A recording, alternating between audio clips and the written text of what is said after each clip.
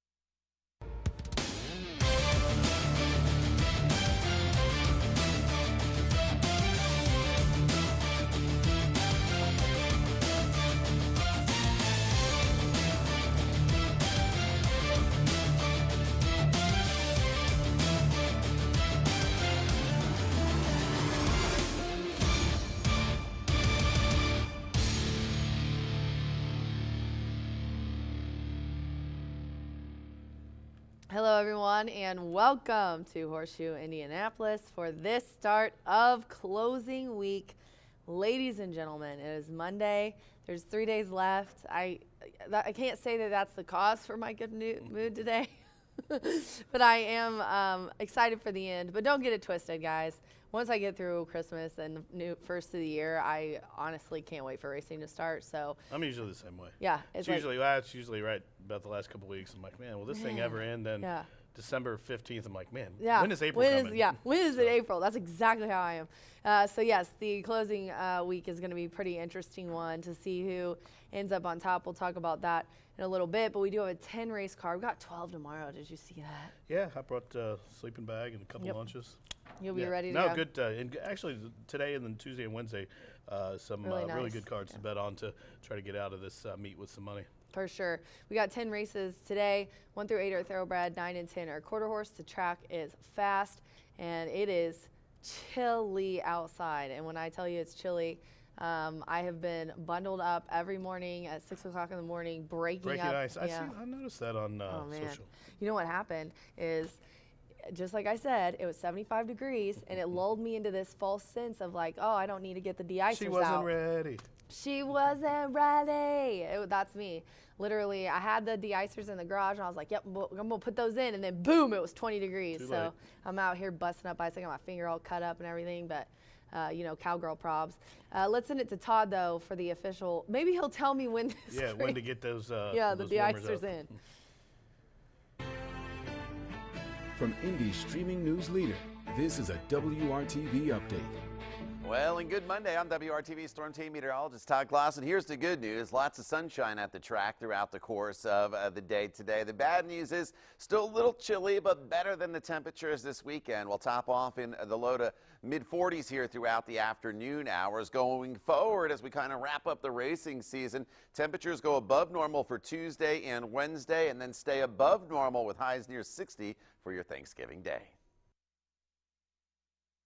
Guys, I'm currently texting my husband Well, it right looks now. like at least until Saturday, you won't need to get those out. Yep. Yes. Okay. That's good to know because I was wondering. I haven't even looked at because the I weather. still need to get Christmas decorations up. Oh, I'm like me one of the too. last people on my block not to have them. You know what? I saw like 4 people. I was driving home from Noblesville, a birthday party the other day. 4 people with Christmas trees on the top of their cars. It's never too early. It's never too early for a Christmas tree. You're right.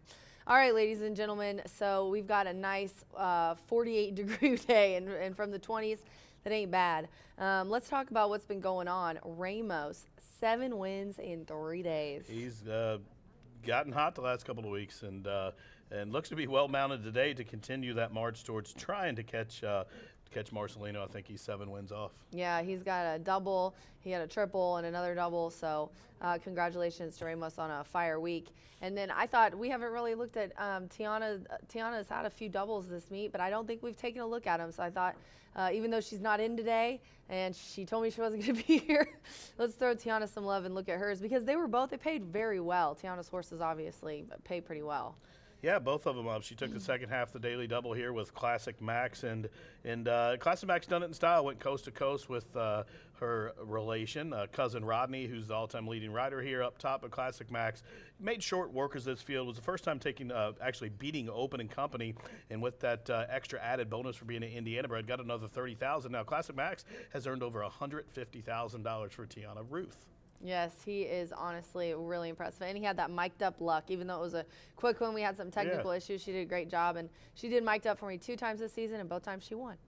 And then we got Botox Katie, named after the famous Botox Katie. Maybe Randy Klopp should take note of that, and he might be able to continue to close in. But, yeah, here we see Botox Katie closing up to the outside. Got in a little traffic trouble. White cap, orange silks there trying to split horses, and now running at the gray horse late, comes down in this tight photo finish. And looked like Botox Katie was much the best. Just got beat here, but he did get kissed up for that interference there at the top of the stretch. And with that win, Tiana now has 33 wins. Last year, proud of her. She had a breakout meet with 22 wins. She's got 33 this meet, and kind of quietly having a great meet. All the attention's been on Randy and Gennaro, but Tiana's sitting 3rd in the standings with 33 wins. I was going to say, I know she's top 5. I just wasn't sure yet where. We are going to take a look at that, but congratulations to Tiana. Yeah, a couple years ago, I have been saying this when I've been talking at TVG. We kept our track open for the winter, and the Indiana trainers have really risen to the top. So very, very, very happy for them. It's and Klopp's one of those. Yeah, it's definitely been beneficial. That's what I was going to say for Randy Klopp. All the people at stable here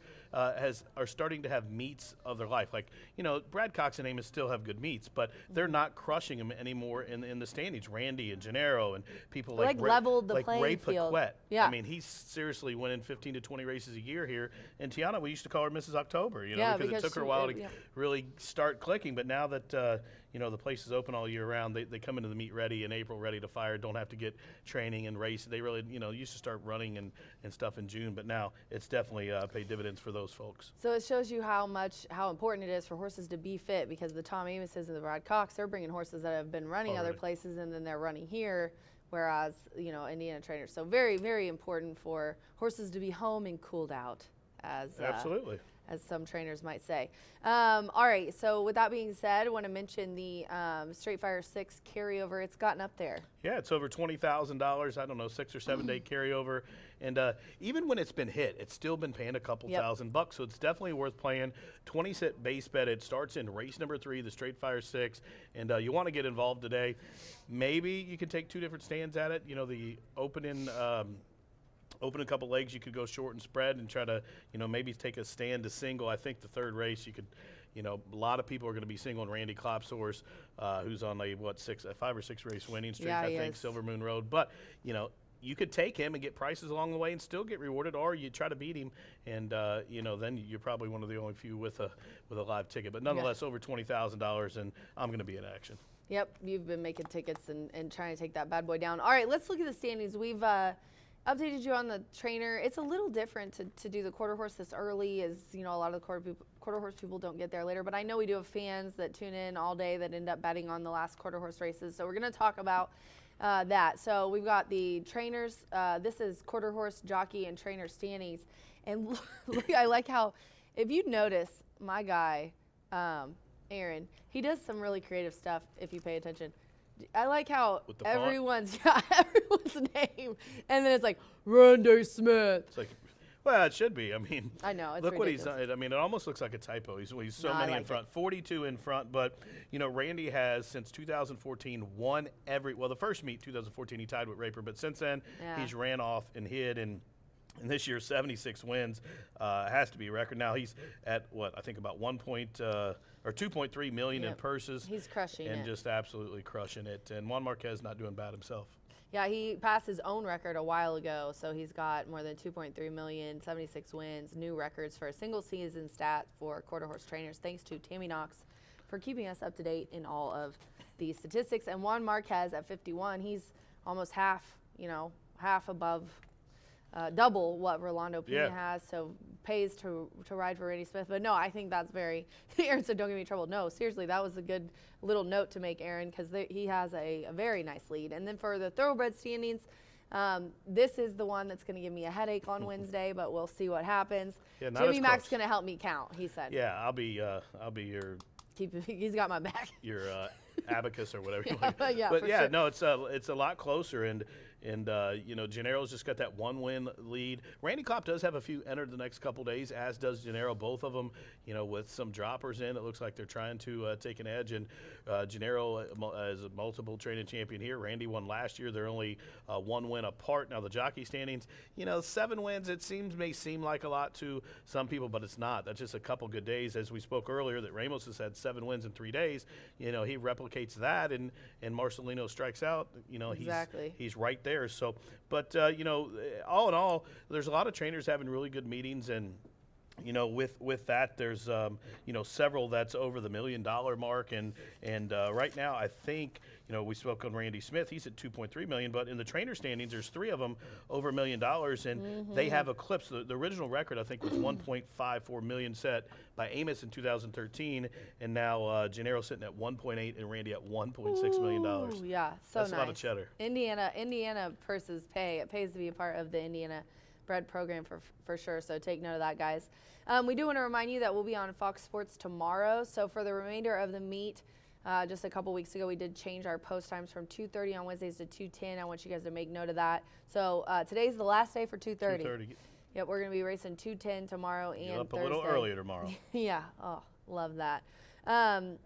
We just talked about the $1 million trainers. You kind of already touched on that, so very glad to be reporting that, and Randy Smith.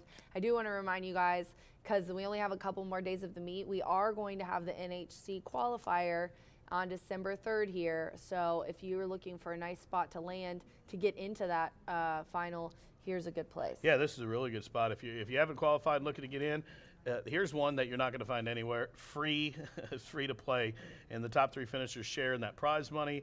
They'll go to the NHC finals in Vegas, and March 10th through 12th, and it's a live money. The doors open at 9 that day. No entry fee. That $500 will be used to play on, and you'll get a lot of swag there as well. And you know, this is one that you're running out of time if you haven't qualified yet. This is one you want to be in, and I do know a few people that haven't qualified that are traveling for this. Yeah, I know. It's a really nice spot. A lot of people message me on social media asking me about it. Also, we do have a daily contest going on, and we're going to have, today will be Dooley's Legends. Tomorrow's sort of Tuesday, but since we already wrapped up Racing Rachel's Warriors, we're just going to focus on closing day, which is a lot of presentations for Tammy and I. So today we do have Dooley's Legends. Yeah, you can if you're here on property, you can play. But if you're tuning in off-site, you can also play online and be up for that. It's last day. Yeah, it's the last time you can get in. And if they want to play online, how do they do it? They email horseshoeindycontest@gmail.com. And, you know, surely you guys know by now, but if somebody's trying to catch this last week and you haven't, you can just email that and they'll send you back an entry form and you can fill it out or just send your number. So thanks for everyone who's played. It's been a very popular contest. And if you're here on property, head down to the first floor to enter for that. And we're going to be right back to go over the pick 5 sequence as B is previously engaged. So Jimmy Mack and I are going to let you guys watch a couple commercials. Stick around. We'll go over the pick 5 sequence.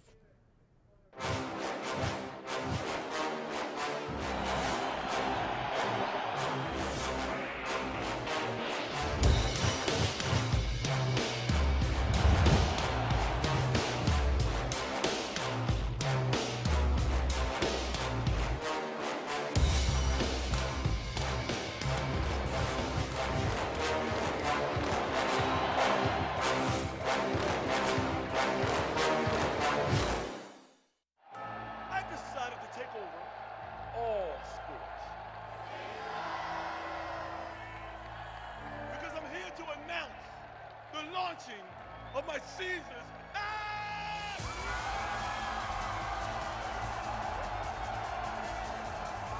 Oh yeah, and yeah. Sound the bells. Release the doves and put some respect on Caesar's name. Feel the excitement with TwinSpires.com, the official betting partner of the Kentucky Derby and Breeders' Cup. With TwinSpires.com, place legal wagers and watch live horse racing wherever you are on any device. Sign up, play, and win today. New players use promo code FREE100 on sign up to start your $100 bonus. With TwinSpires.com, you can bet on horse racing. Get the TwinSpires.com app to receive special offers and the most up-to-date information. Terms and conditions apply. Void where prohibited. Please wager responsibly.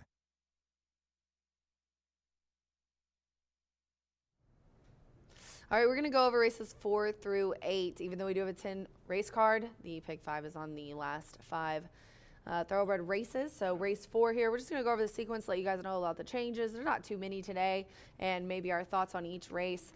Let me get out my tip sheet here. We got an Indiana bred allowance, fillies and mares, 3-year-olds and up. These are a mile on the dirt, obviously. 6 Skies Image, key scratch, I believe. No Pentafecta wagering in here. So I went with the rail, tapped the line, 5-1. Lauer just had a really nice win last week. I think a couple last week. So this was one of them. Yeah.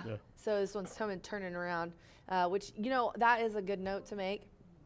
These last few cards are always, well, really the last couple weeks, I believe, are kind of challenging because with the Indiana trainers, they're trying to get in as many starts as they can. Yeah, because they're going to sit idle till middle of April. Exactly. So that is something that completely changes these races. It makes it very challenging to handicap. But I think Tap the Line could come back and do it again. Yeah, I like Tap the Line. It's one of a couple that I'll use in here as well. Rachel and I give you our picks in there is 11.99%. Low takeout. Brian will be on later in the show. You can get his ticket as well. It's kind of hard to talk about somebody's ticket. You can tell why or who they picked, but not really how or why they came to the conclusion. But I like Tap the Line with you. Jack Summers been idle for a bit, but does return to the dirt. Comes from a really good barn. And then Revs Run. She's been knocking at the door, and I would have to think she'll be forwardly placed. So I'm going to 157 deep there, the 3 that I'll use. And opening leg. Twinning. I got 175. Yeah. Let's go to the 5th race. It's a 2-year-old maiden. Now, this is a maiden where these horses have started. There's some that have started plenty this year. There's some that haven't. It's a kind of an interesting race, kind of a thrown some randomness in here. A little bit of everything is what I'm trying to say. The 9 Rock the Red is out.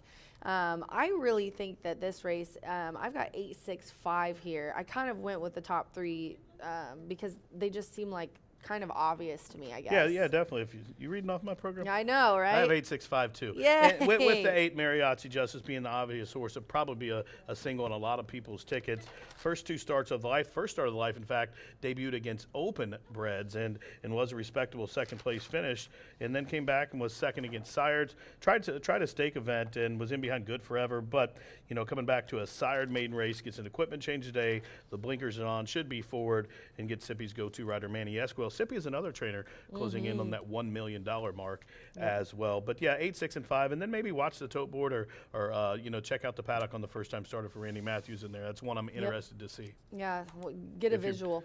You know, if you're playing to pick 5, you can't. But if you're playing to pick 4, you can. So. Yeah.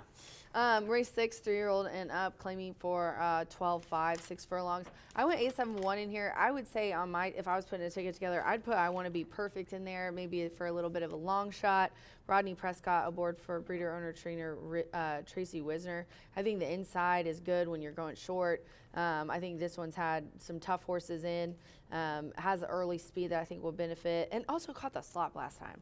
Yeah, and one that I'll throw in as well, in addition to that, 4.5 to 1, number 7, America Rules. This one faced Open Company last start, was second in behind Compressed Energies, won a couple of races in a row for Gennaro, and Mi Estrella, another one that's I think on a 4-race winning streak, faced that the time before. But those are a couple in there that we like. That takes us to race 7. The next to last leg of the pick 5, there's a scratch of the 2, Ho Ho Ho. Who you on here? I like the 7 here. I was between the 1 and the 7 for me. I know that the 5 is probably going to take some action, Whiskey Sis, but Fernando de la Cruz and my guy Ray, I just think that he's poised here to make it 3 in a row. I think he's found where this guy is competitive. He's been in these claimers, and this is very similar to that. This is a starter optional claimer, 5 or less, and 2 back, that's where he was. So I just think that he fits in with this group really well. There's a lot of different horses in here than he's been against, but I do like him, and I'm hoping to get a little bit better, pay a little bit better. I think the 5 will. Yeah, you may get a little price in here. I noticed that Brian likes this horse as well when I was looking at your all's picks earlier. I don't know. You said a jinx? No. Okay. Yeah, usually when Brian and I are on the same horse, it's not good. This is one I'll probably use a few in here. You and I are good, not me and Brian. Okay, well, that's good to know. Just so everybody knows. But it's in all the races of the sequence, this is a race that I probably will want the most coverage. Sometimes you'll see handicappers talking like, they're on the same horses. On this race, I think the 3 of us, are all using a number, I think 6 different horses in here, with a couple of them being the same. But hold on to your Tierras, one I'll use as well. Good performance. Now, is that where's that, Mountaineer? Yeah. I had to take my glasses off there. I didn't know if it was Mahoney or Mountaineer, but either way, that allowance event up there, open allowance race, was a respectable performance. Now, the horse got beat by Whiskey Sis the time before, who's in here. Whiskey Sis has been beaten by My Dark Secret, who's been beaten by, so it's kind of one of those races where they beat each other, and it's whatever horse shows up the best this day. So, the pace could be hot, it could be not. I'm going to have a lot of coverage in there. Yeah, I feel like when I was looking at this race, I was like, you know what, Keen Eye Sight, I might just throw in because all these others have been bouncing, like racing against each other. This might throw in a little bit of a loop with them. Yeah, so get fresh challenger. Yeah. I went with the 8 in here. The 3, honestly, Allie Mae's Revenge. I think she's good on the drop, but this race is something. It's a good race to close it out. Brian always talks about that. The race novice puts a tough one at the end, and that's what they're supposed to do. There are 2 scratches in the 8th race. The 2 and the 4 are out. I do like Allie Mae's Revenge as well. I am using the 8 Little Miss Sassy Pants now. Has been facing sired horses. Dropping into 12.5, it is a little bit of a drop, but you're going to want a little coverage here in the get out race as well. Yep. All right, guys. We are done talking I'm about still it. here. I'll just throw I'm right J-Mac here. under the bus. I am going to close out this show by saying that probably one person that's listening to this show, Eric, pointed out that I've got my days mixed up. Tomorrow is Tuesday, therefore it's 2:30. Wednesday is 2:10. I've got this 3-day week thing going on, and I was just thinking, oh, my last 2 days are the early days, and my last 2 days are Tuesday and Wednesday today, Rachel. So Well, they know now. But yeah, And they'll be here early if not. it's good for us because honestly, I might have shown up early. Now that I'm glad Eric told me, because I would have showed up early, and everybody knows I hate being early. I like being late. Yes. So, Never late early. Yeah, no, exactly. All right, guys. For Jimmy Mack and myself, we're going to send it out for this Monday show. It's closing week. We're glad you're here with us. For Jimmy and myself, good luck today on the 10 race card. Good luck.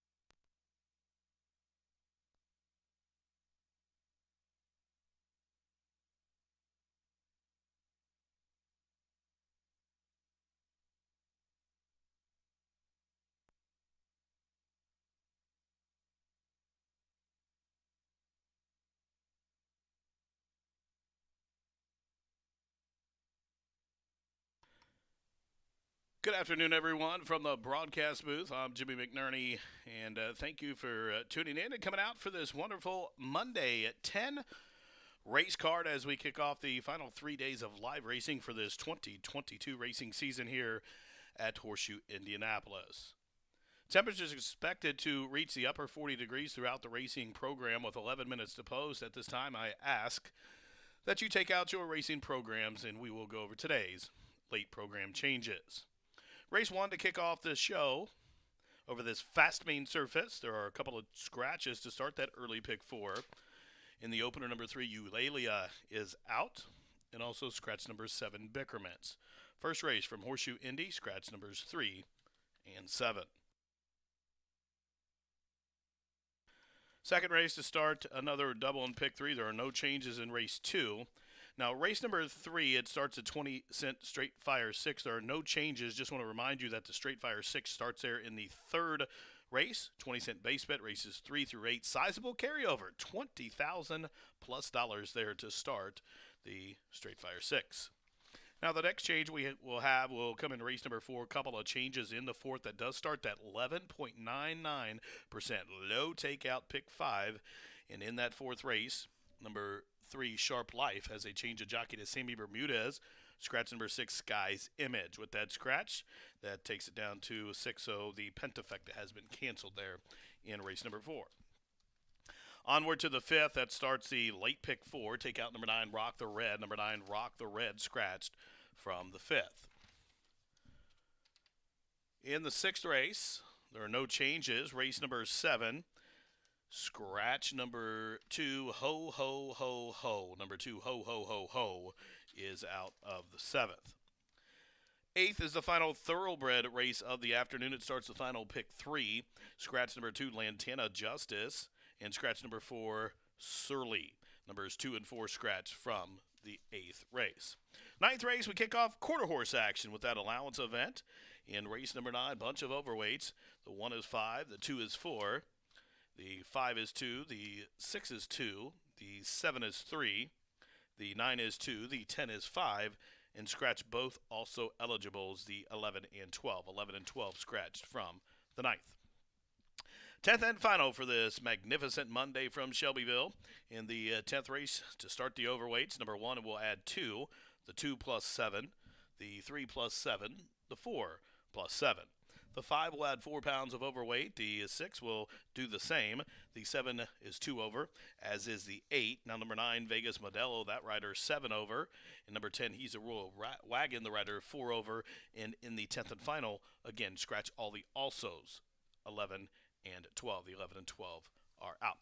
Well, race fans, those are the program changes at this time. Any additional changes coming in throughout the balance of this 10-race program, I will get those to you as they do so. Race number 1 is up in 8 minutes, where we start a pick 4, and I'll send it down to Racing Rachel standing by for some more info.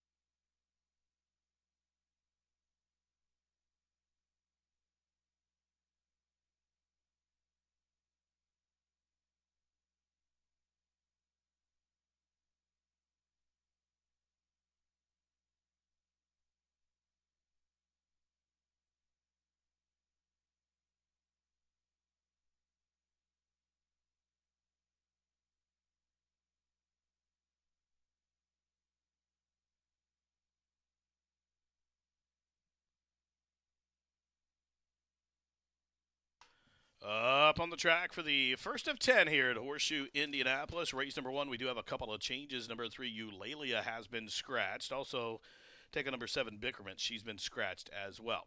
Race number 1, take out the 3 and 7. Due to those scratches, the Superfecta wager has been canceled. Will be refunded if you got those in before the scratches. Now, in the opener, wagering options left for this Indiana sired non-2 filly race.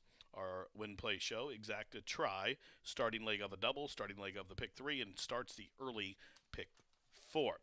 Down to a field of 5 to sprint 6 furlongs to start the show here. Post time in just a few minutes. The main track is fast. Again, temperatures supposed to reach the upper 40 degrees here in Shelbyville today. Best of luck on this 10 race card. Race 1 will be at the gate in just a few minutes.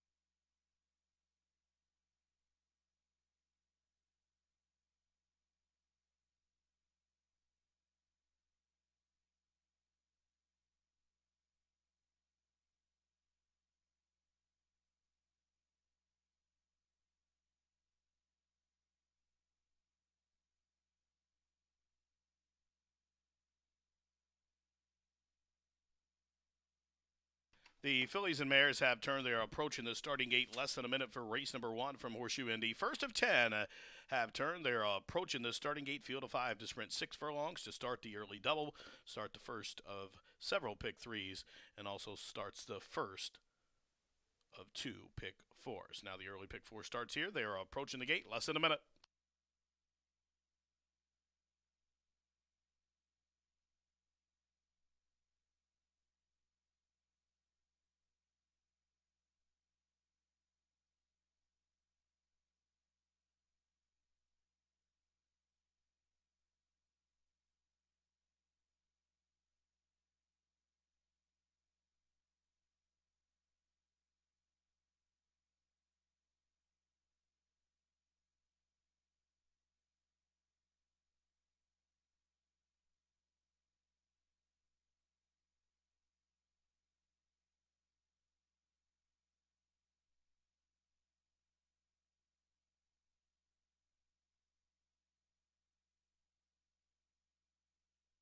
And the field of 5 fillies and mares have reached the starting gate. It's post time.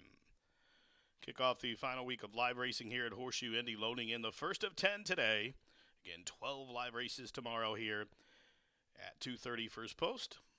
Loading in here for the opener. Here comes Shiny Shoes up for Tony Miraz.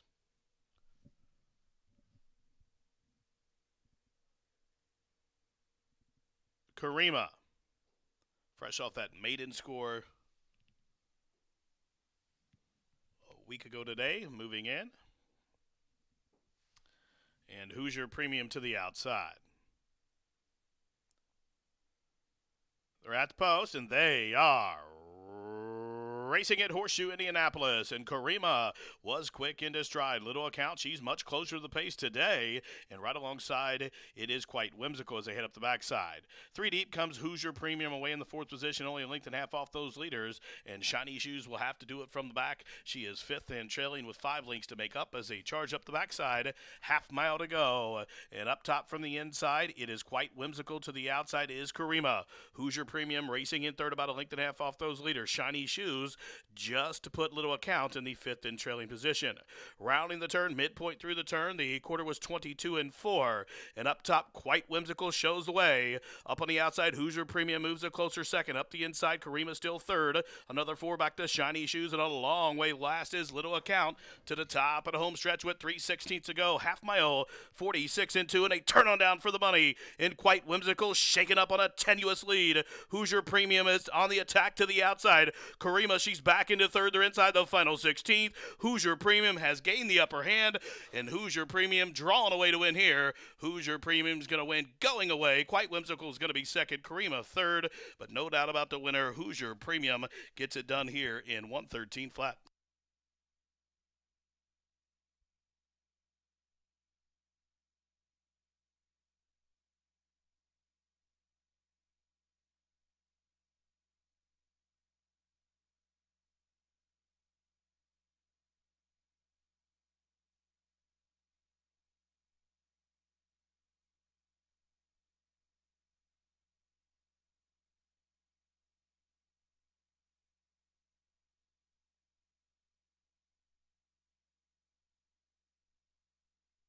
The judges posting top 4 finishers. Winner number 6, Hoosier Premium. 2nd, number 2, Quite Whimsical. 3rd, number 5, Karima.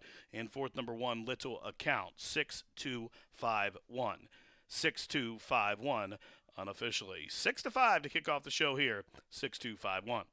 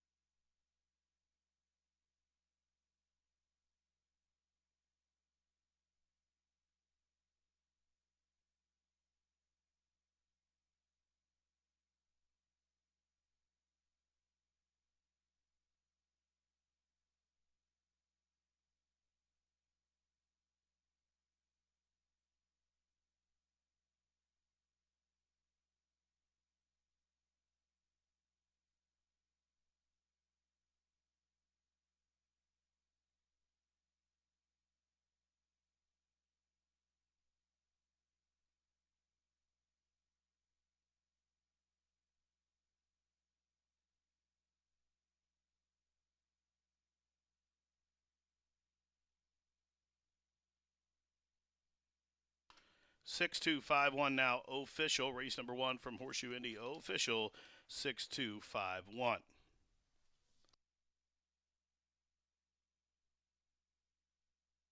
Entering the winner's circle, here's Shorty Perez with number 6, Hoosier Premium, a 5-year-old chestnut daughter by Hoosier Kingdom, out of the Star of the Crop mare named Premium Position. The winner's owned by Antonio Garcia, trained by Ron Harrell with Eddie Perez up top. Hoosier Premium, she's now a 2-time winner, bred right here in Indiana by Brian Reed. Hoosier Premium at 6-5, your official winner. Cover the 6 panels, 113.14 seconds. 460, 220, 210 on the favorite. Exacta 6 and 2, 840. Trifecta $4.50. Again, with those 2 scratches, that superfecta wager was canceled there in the opener. Race number 2 from the shoe is up next in 21 minutes. Race number 2, we have a field of 8 to go 6 furlongs with no program changes.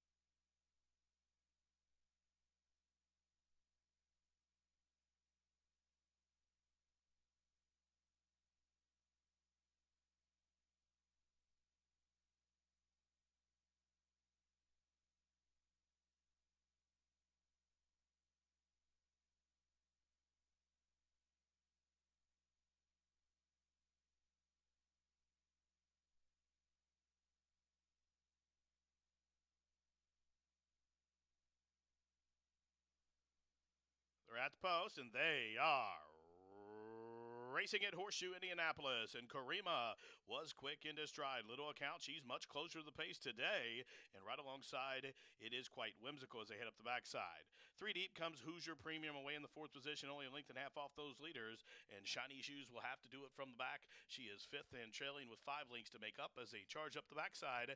Half mile to go, and up top from the inside, it is quite whimsical. To the outside is Karima. Hoosier Premium racing in 3rd, about a length and a half off those leaders. Shiny Shoes just to put little account in the 5th and trailing position. Rounding the turn, midpoint through the turn, the quarter was 22 and 4, and up top, quite whimsical, shows the way. Up on the outside, Hoosier Premium moves a closer second. Up the inside, Karima still 3rd. Another 4 back to Shiny Shoes, and a long way last is Little Account to the top of the home stretch with 3/16 to go. Half mile, 46 and 2, and a turn on down for the money. And quite whimsical, shaken up on a tenuous lead. Hoosier Premium is on the attack to the outside. Karima, she's back into 3rd. They're inside the final 16th. Hoosier Premium has gained the upper hand, and Hoosier Premium drawing away to win here. Hoosier Premium is going to win going away. Quite whimsical is going to be 2nd. Karima 3rd, but no doubt about the winner. Hoosier Premium gets it done here in 113 flat.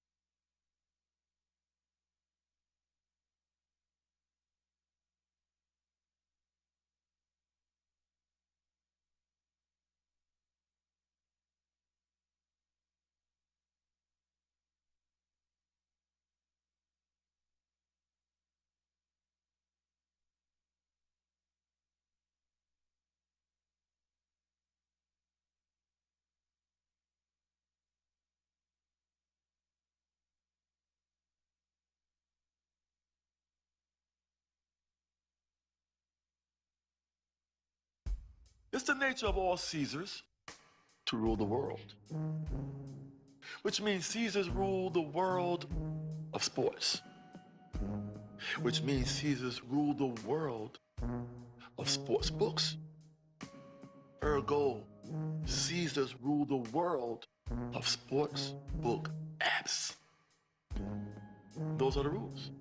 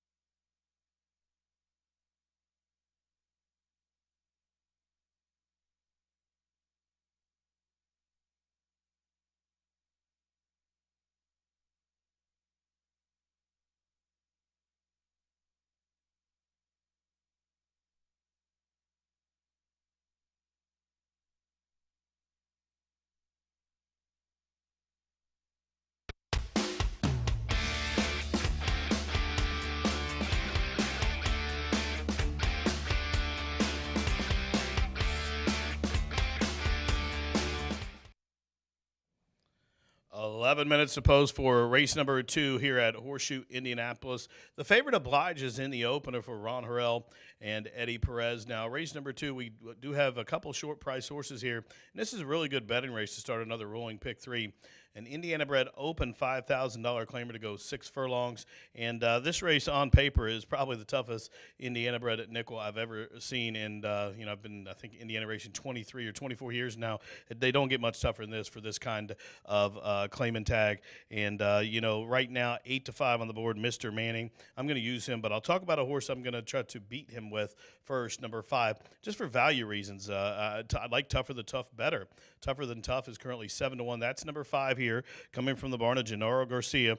This one has recency to the form. It's probably the reason I like it the most. And Gennaro's been very aggressive in the entry box here as of late. And Marcelino Pedroza trying to hang on to that title run here as he's just 7 wins in front. But this one is a versatile sort. He showed in the past he can win from the front end. He can set off the pace. But this gray son of Skylord has 4 wins from 21 starts, 10 for 21 in the money, has made over $113,000, a 4-time winner here at this track. And I just think the possible pace scenario for Tougher Than Tough sets up right into his wheelhouse in here, and I do like the enticing odds.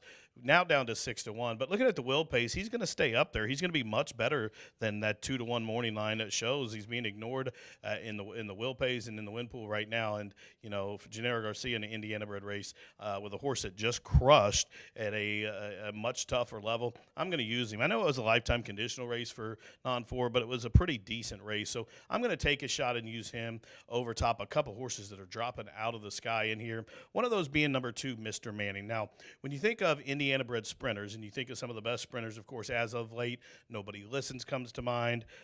Several other horses, Double Advantage, Rockin' Junebug. There's just a lot of horses here, but Mr. Manning has always come to mind. He's been a tough veteran. As you can see, he's made over $500,000, 15 lifetime wins, and this is one that is dropping a class off a pretty good effort in behind Rockin' Junebug and had a good showing that day. He's tried hard every time of his life, and 14 of those 15 lifetime wins have came over this Indiana dirt. 10 of those at the distance. He's going to be a short price, but short price at 9-5.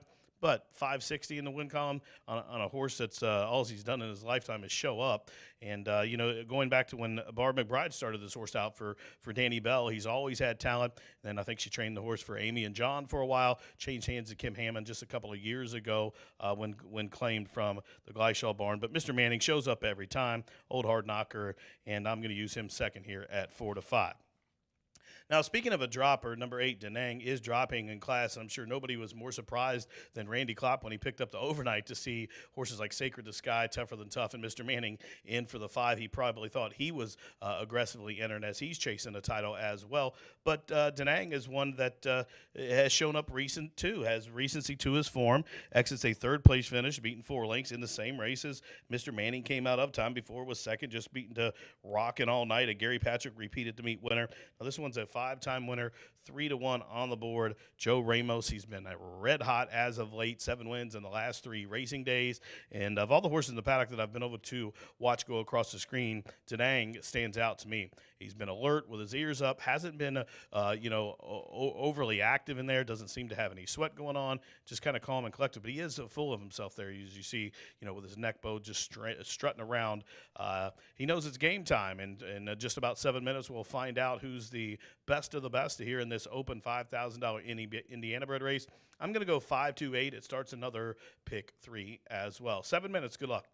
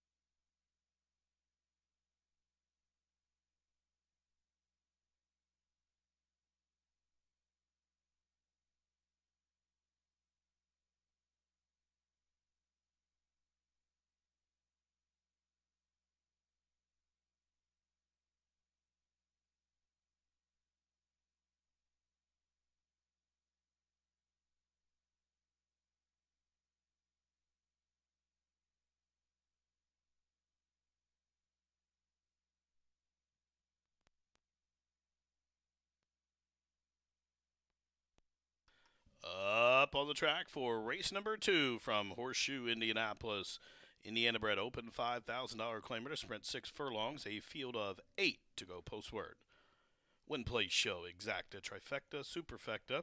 Starts a daily double and starts a pick 3. Post time for race 2 at the shoe in just a couple of minutes.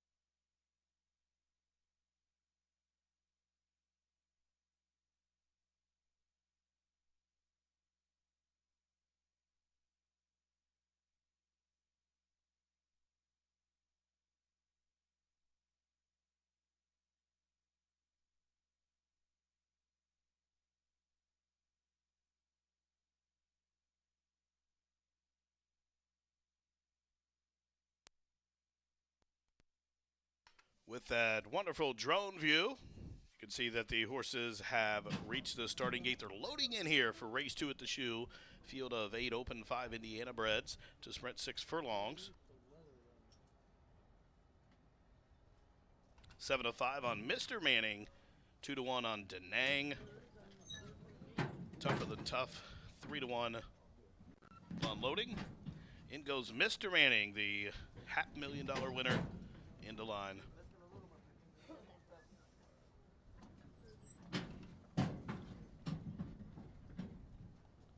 Sacred Sky moving in. 2 left, topping.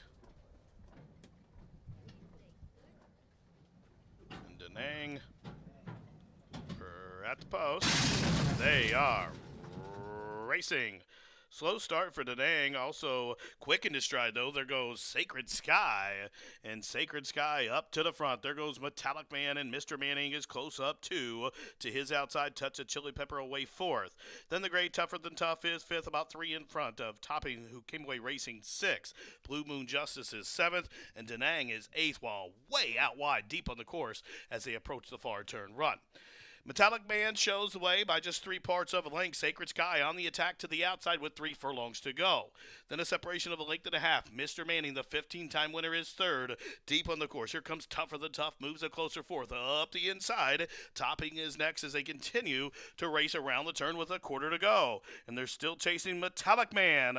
Metallic Man well off the rail will turn first. Up the inside. Here comes Tougher Than Tough. Down the center is Sacred Sky with a furlong to go. It's Metallic Man still there, but lunging up the fence. Here comes Tougher Than Tough. Tougher Than Tough to the inside of Metallic Man. From the backfield, long shot, Blue Moon Justice down to the wire. Tougher Than Tough wearing down Metallic Man. Late on the scene, Blue Moon Justice. Tougher Than Tough was a rail skimming winner. Late on the scene, Blue Moon Justice to the outside of Metallic Man, and Denang, after that sluggish start, closed well to be 4th with that strong gallop out. But Tougher Than Tough up the inside to pick up the 5th lifetime victory on the drop.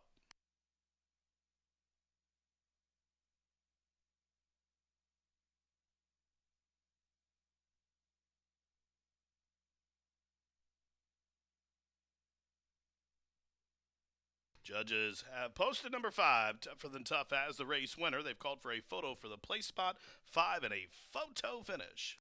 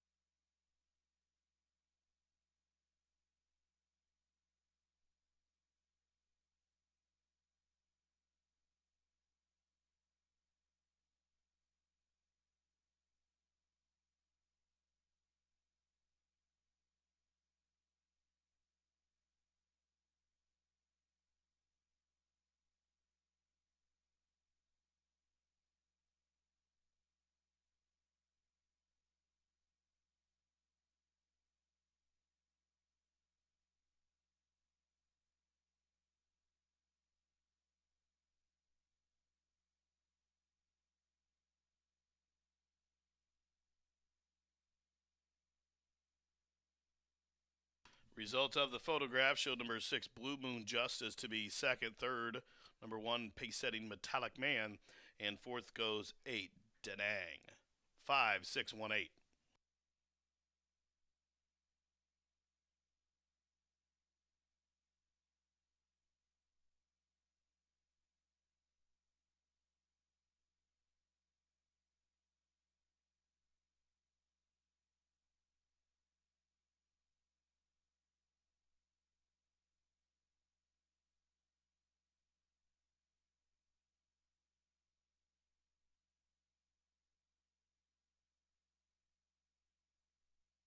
Into the winner's circle to join Shane Jolivet. Here's number 5, Tougher Than Tough.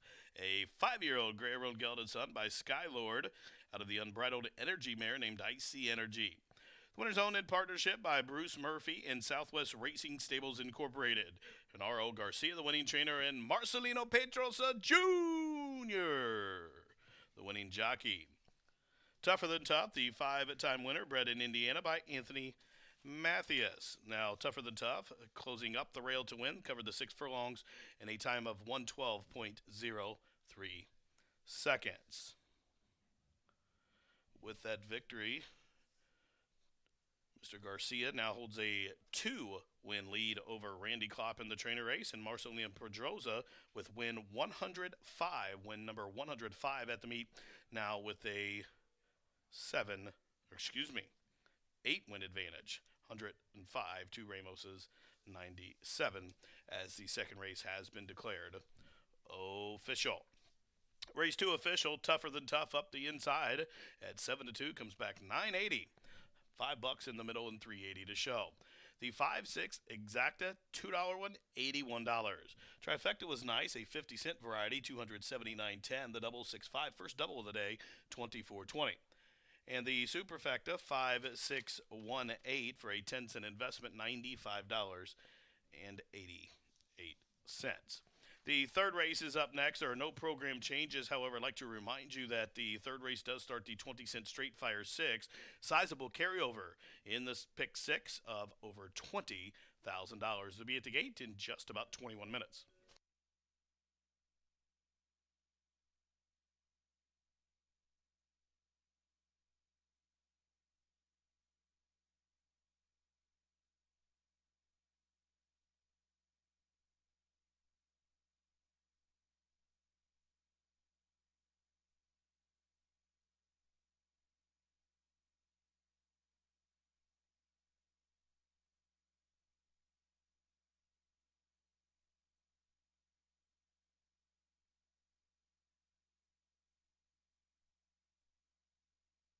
Couple of claims to report out of the second race. In fact, there were 2 claims. Number 5, Tougher Than Tough, the winner for $5,000 goes to owner David Neiman, the new trainer Kim Hammond. Also a claim entered on number 8, Denang. Denang for $5,000 is owned now by Jane Woods and will be trained by Kim Hammond.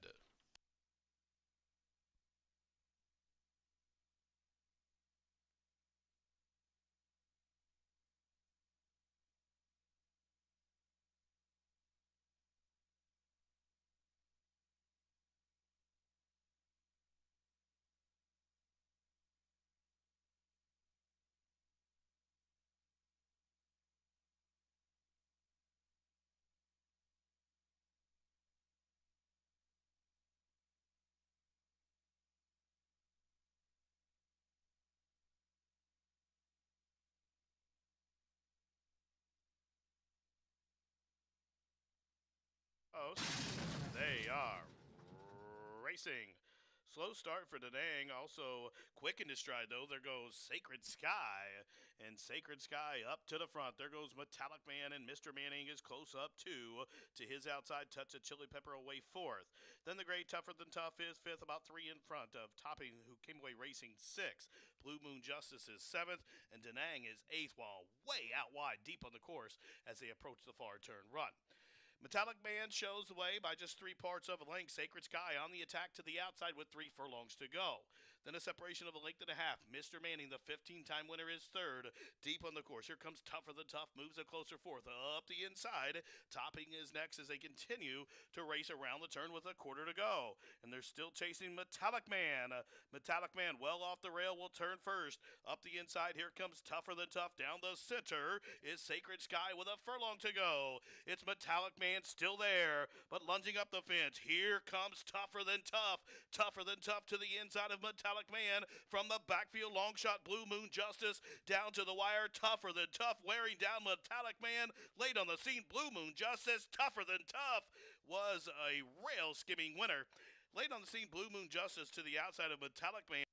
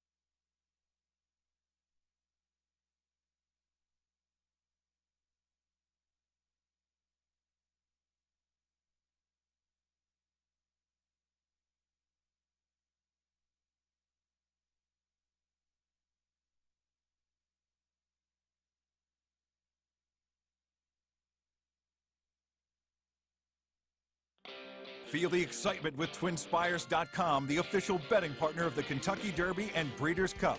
With TwinSpires.com, place legal wagers and watch live horse racing wherever you are on any device. Sign up, play, and win today. New players use promo code FREE100 on sign up to start your $100 bonus. With TwinSpires.com, you can bet on horse racing. Get the TwinSpires.com app to receive special offers and the most up-to-date information. Terms and conditions apply. Void where prohibited. Please wager responsibly.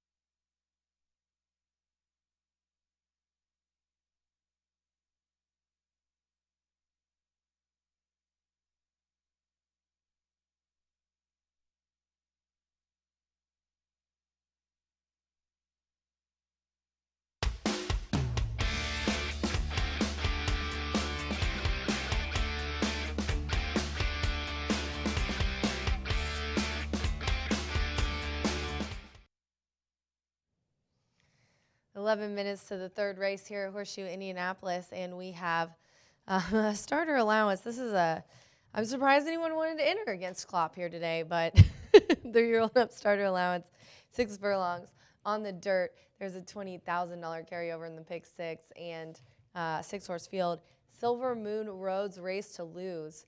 Look at that, 1-9 on the tote board. I did not have the gumption to go against this one. Why would you? This 4-year-old gelding has won 5 of his last races. And then when you take that and you look at what margins in which he won, it's pretty impressive. 3 lengths last time, 10-length romp before that at today's distance of 6 furlongs. He's always a decisive winner in these last 5. He's been the bettor's favorite in all of those races. And I think really it's just a question of who is going to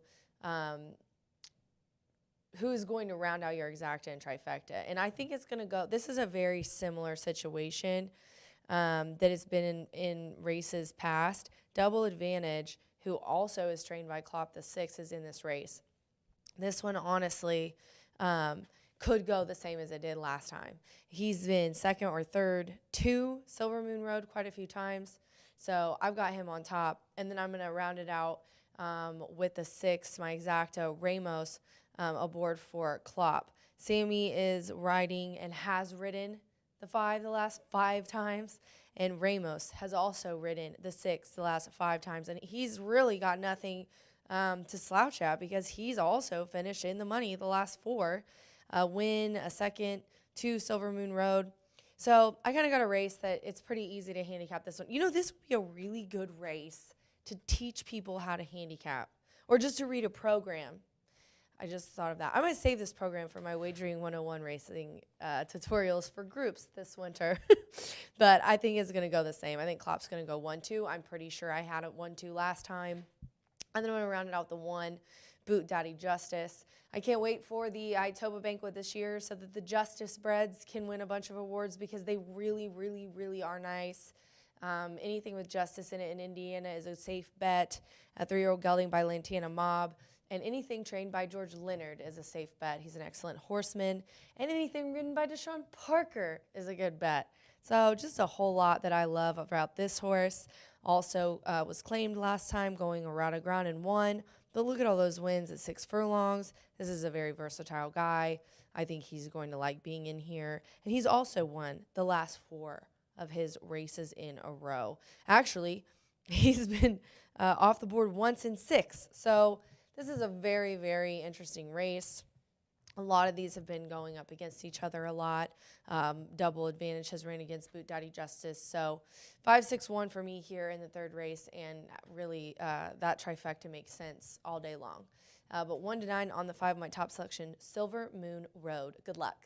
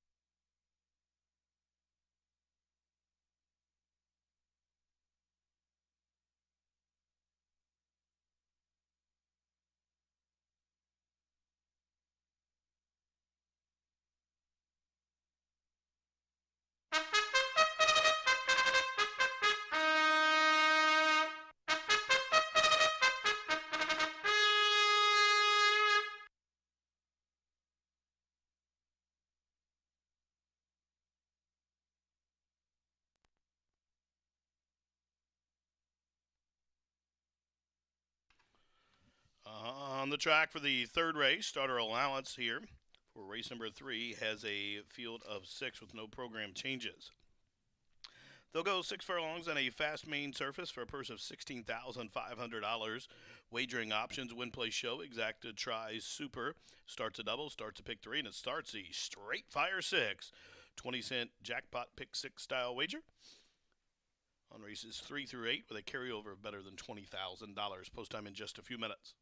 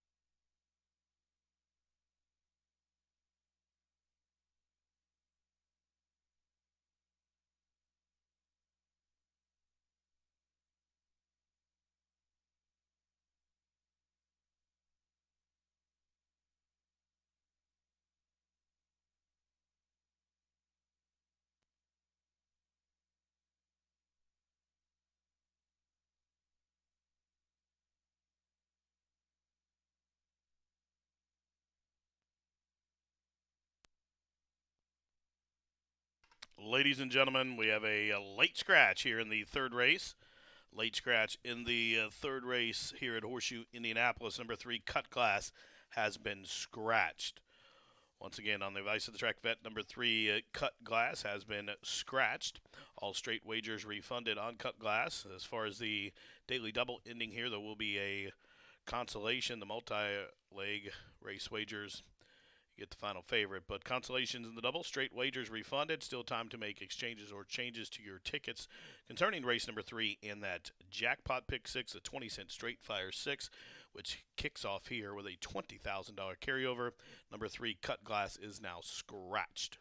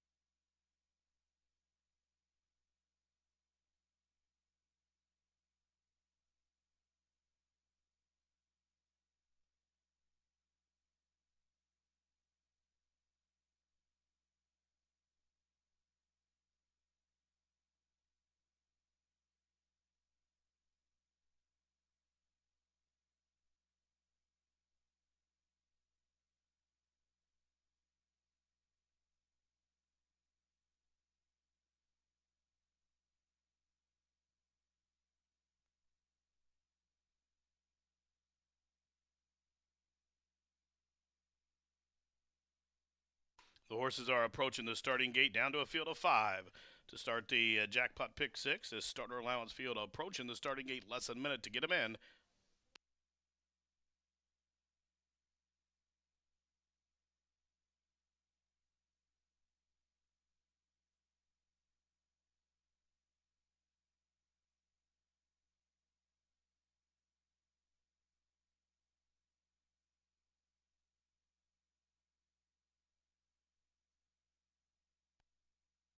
And they've reached the starting gate. It's post time for the third race from Horseshoe Indy.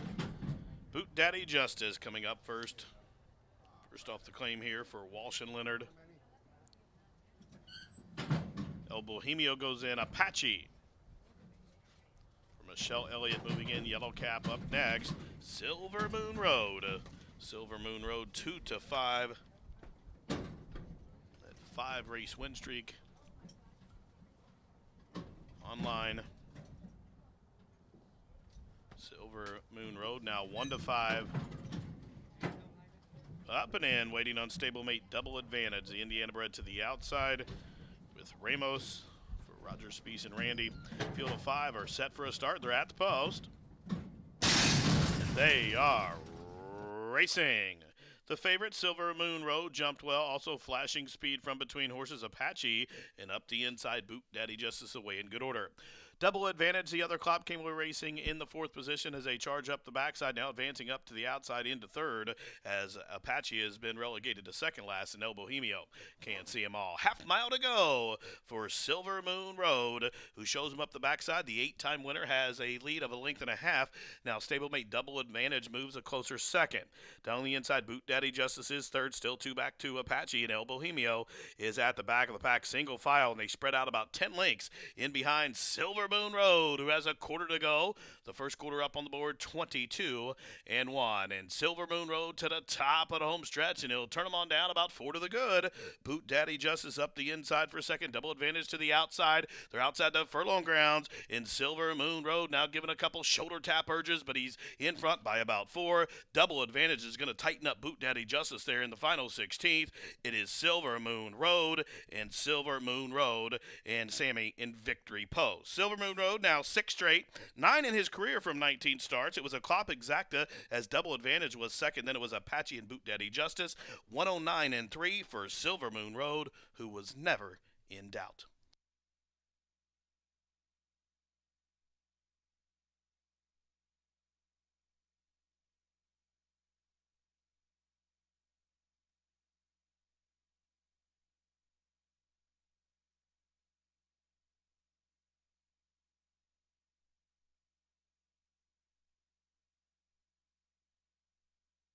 Judges posting the top 4 finishers. Winner 5, Silver Moon Road. Second 6, Double Advantage. Third 4, Apache. Fourth 1, Boot Daddy Justice.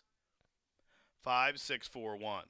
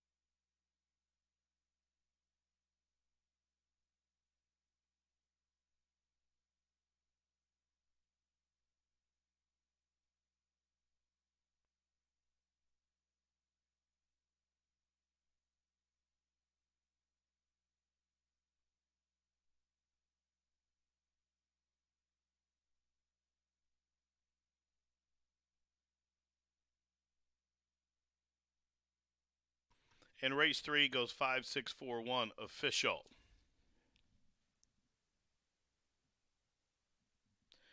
Entering the winner's circle, now on a 6-race win streak.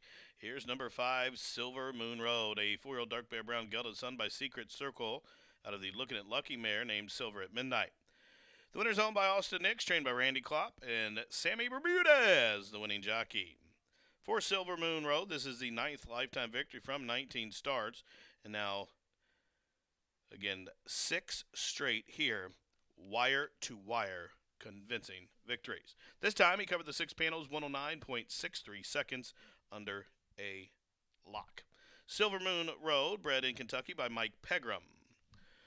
The favorite, 220, 210, and 210. Exacta 380, the try 245.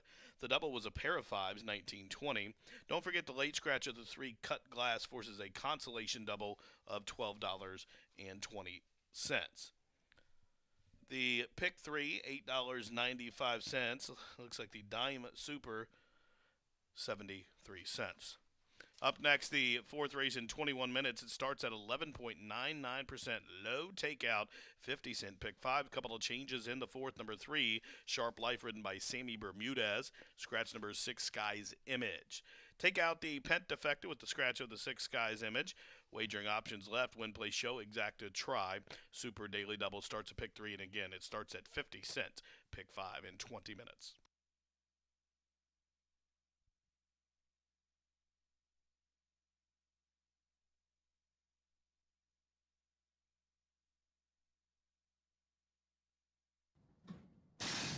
They are racing. The favorite, Silver Moon Road, jumped well, also flashing speed from between horses Apache and up the inside Boot Daddy Justice away in good order. Double Advantage, the other Clop Came Away Racing in the 4th position as they charge up the backside, now advancing up to the outside into 3rd as Apache has been relegated to 2nd last, and El Bohemio can't see them all. Half mile to go for Silver Moon Road, who shows him up the backside. The 8-time winner has a lead of a length and a half. Now stablemate Double Advantage moves a closer 2nd. Down the inside, Boot Daddy Justice is 3rd, still 2 back to Apache, and El Bohemio is at the back of the pack, single file, and they spread out about 10 lengths in behind Silver Moon Road, who has a quarter to go. The first quarter up on the board, 22-1. And Silver Moon Road to the top of the home stretch, and he'll turn them on down about 4 to the good. Boot Daddy Justice up the inside for 2nd. Double Advantage to the outside. They're outside the furlong grounds in Silver Moon Road, now giving a couple shoulder tap urges, but he's in front by about 4. Double Advantage is going to tighten up Boot Daddy Justice there in the final 16th. It is Silver Moon Road and Silver Moon Road and Sammy in victory pose. Silver Moon Road now 6 straight, 9 in his career from 19 starts. It was a Clop Exacta as Double Advantage was 2nd. Then it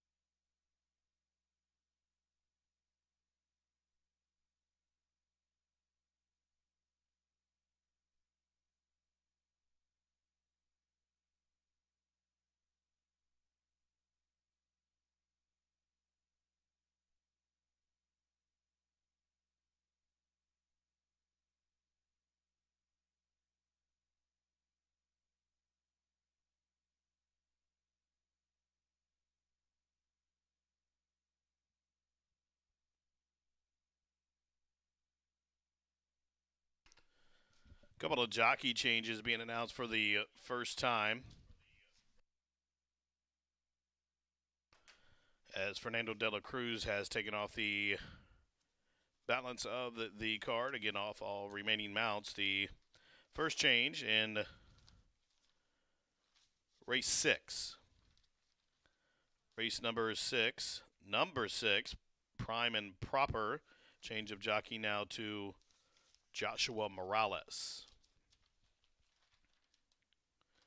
In the 7th race, riders switch on the 7 Keen Eyesight. Make the rider Eddie Perez. Eddie Perez now rides Keen Eyesight.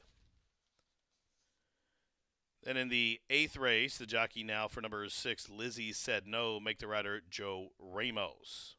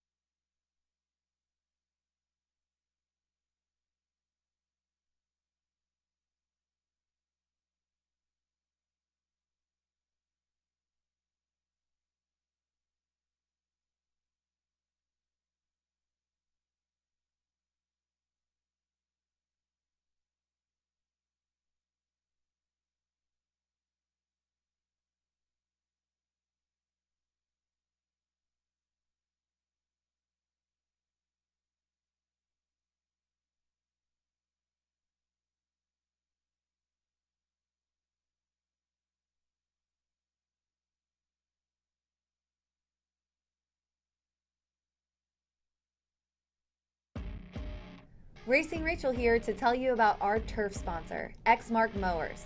They offer amazing discounts for horsemen, and they are designed and engineered with over 35 years of innovation to keep Exmark mowers on the leading edge of cutting. I recently bought an Exmark mower, and it is the most comfortable and best cutting mower we have ever owned. Exmark, engineered by us, trusted by them, ready to work for you. Dedicated equine discounts and active equine participants save by calling 877-905-0004.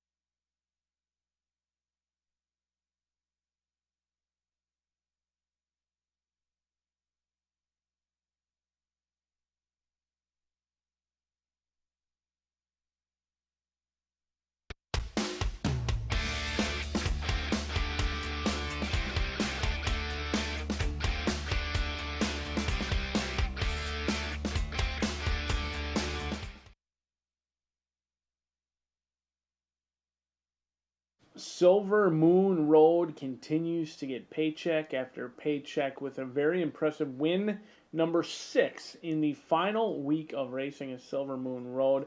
Always able to run protected in that allowance, starter level, allowance level, and certainly has been a moneymaker for the Klopp gang. And there, another easy measured win for Silver Moon Road as we are just a couple minutes away from race number 4, kicking off today's 50-cent pick 5, and hopefully the pick 5 has a little bit more prices than we've seen so far earlier today. Very formful day of racing here at Horseshoe Indianapolis. We'll take a look at the horses down in the paddock for race number 4. Do scratch number 6, Sky's Image, comes out of this 1 mile event in here for 3-year-old fillies and up, all bred in the state of Indiana, looking for their second career victory in here. We do have a heavily backed favorite in Tap the Line, who's even money on the board. But I'm going to go to the outside in here, and Rev's Run for Terry Phillips, Deshaun Parker, going to try and get win number 2 in start number 23. Certainly a little bit camera shy is Rev's Run, but many of the recent starts have come on the turf course where they've shown speed, just haven't shown the ability to finish.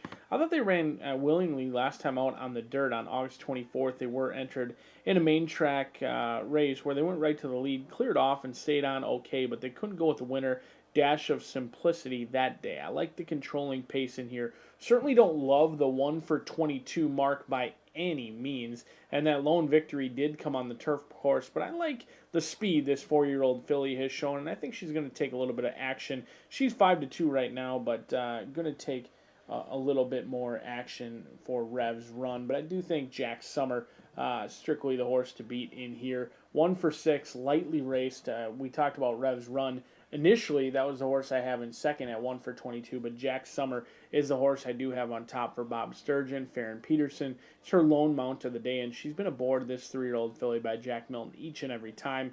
Certainly has gone to the racetrack less than Rev's Run has. Another one with controlling speed in here. As on paper, it looks like both the 5 and the 7 want to go to the lead. The others are going to have to play catch me if you can. I think Jack Summer does have the ability to sit off the leader if Rev's Run goes to the front. But it'll certainly be interesting to see how this race plays out, because you've got 2 horses who want to be on the lead. One of them lightly raced. The other one still looking for win number 2 and start number 22 for Rev's Run. But Jack Summer, turf to dirt in play, gets a little bit of class relief as well, in my opinion. Goes against some easier competition than they've been seeing. 5-7 for me in the exacta, but the third place runner I have in third is Tap the Line, and this is a horse who's taken all the early action, and if you're looking at those will pays for daily doubles, pick 3s, or pick 4s, Tap the Line certainly is heavily backed in all those spots. 1 for 19, start number 20 today for Tap the Line, but this is a horse who made up a ton of ground back on October 25th, lost by a neck, then broke the maiden last time out and did so by only a head that day behind Zipsy Rose Lee. I think this is a big jump from maiden special weight company to winners for the first time. You look at some of the other horses in here. Once they went from maidens to the non-winners of 2, they found it very difficult, and I think that could be the case for Tap the Line in here. But the Lauers certainly know how to get a horse not only to handle the distance, but to handle the class jump. And the money's come in, 6-5 for Tap the Line, who should be the beneficiary of what could be a hot pace set up by your 5 and 7 in here. I'm going to use both the 5 and the 7 in my pick 5. I'm not going to use Tap the Line. I think that class jump is too much in here. So I'm going to kick off my 50-cent pick 5 by using just the 5 and 7. I think the races in the middle, our first 3 legs of that pick 4, which will begin in race number 5, are challenging. They look like races that you certainly need to spread out. We're not going to have any more 1-9 shots the rest of the day. So I'm going to spread out as much as I can in races 5, 6, and 7. The single is going to come in the thoroughbred finale. Now, it's maiden claiming certainly a difficult spot to single, but I think Allie Mae's Revenge is a horse who had a tough trip last time out. Her way, broke the maiden, and then went against winners and got the job done again.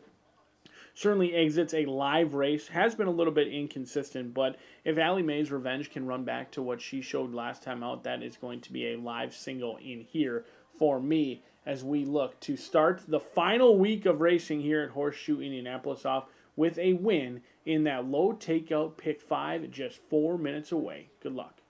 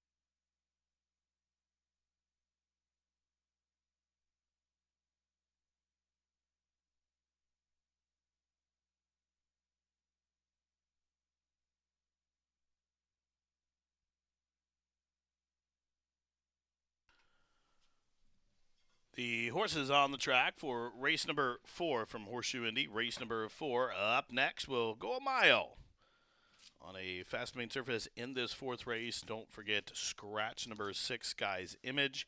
Number 6, Sky's Image is out. And there is a jockey change. Number 3, Sharp Life, now Sammy Bermudez. Sammy Bermudez up top, number 3, Sharp Life. Filly and mare, non-2 allowance sorts to go a mile, purse $38,000. Field of 6 left on a fast surface. Win, play, show, exacta, try. Super Daily Double kicks off a pick 5. Don't forget the Pentafecta has been canceled, refunded. 50-cent pick 5 with that low takeout up next.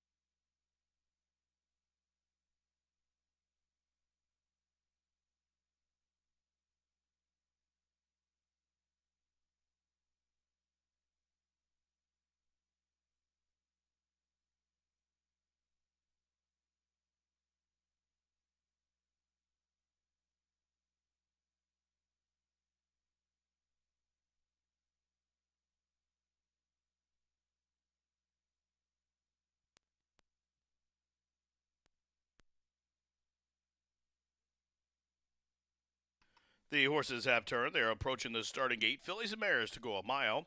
The field of 6 approaching the gate here to start the pick 5 from Horseshoe Indy. Less than a minute to get those wagers in, including that 11.99% takeout, low takeout.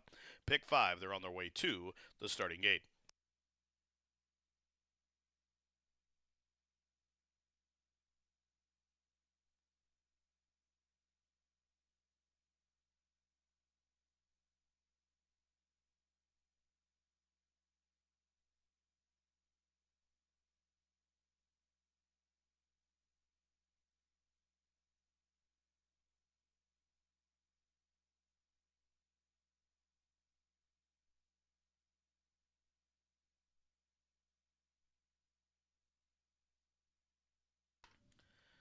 And the horses have reached the starting gate. It's post time from Horseshoe Indianapolis. Tap the line in. Sister Justice coming forward.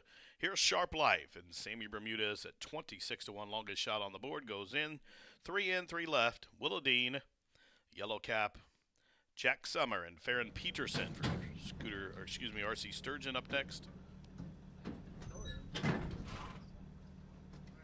Rebs Run for Pine Tree Thoroughbred to the outside to complete the load. They are at the post. And they are racing. Rocket start for Sister Justice, who broke like a shot, caught a flyer there. Jack Summer is in chase mode to the outside second. Rebs Run makes it 3 across the course, on the run the first turn. So into the first turn, crossing and clearing there. It is Farron Peterson and Jack Summer up to the outside. Rebs Run and Deshaun Parker. These two really keyed up, and they match strides, and they've opened up just about 5 lengths on the third running Tap the Line as they straighten it for the backstretch run. So on the inside, it's Jack Summer to the outside. Rebs Run. These two continue to match stride. 6 lengths further back to Tap the Line from third. Sister Justice, who broke sharp, is fourth and already about 9 off the pace. Willadine to the outside of Herd, still 6 or 7 back to Sharp Light. Just outside a half mile to travel in the field is about 15 lengths now tip to tail as they go by the half mile. The first quarter was on the board 25 seconds flat, and the half mile they seem to pick it up in the second split 48 and 3. So it is Jack Summer to the inside and Rebs Run. These two hard held there up top, and they are continue to run shoulder for shoulder and stride for stride. Tap the Line is in the catbird seat from third, about 7 or 8 off the pace as they start to close in from the backfield as they continue to race around the turn with a quarter to go. It's Rebs Run now putting away Jack Summer as they reach the top of the home stretch. And for Terry Phillips, Rebs Run assumes command with 3/16 to go. Back into second position is Jack Summer, still 5 or 6 back to Sharp Life to the outside as they race in deep stretch with 1/16 to go. And Rebs Run. Rebs Run. She's been 4 times a bridesmaid, but she's going to walk the aisle to the winner's circle today at odds of even money. Rebs Run, she won by almost 7 in the end. Looked like Sharp Life was second, then it was Tap the Line third, and Jack Summer checked in fourth.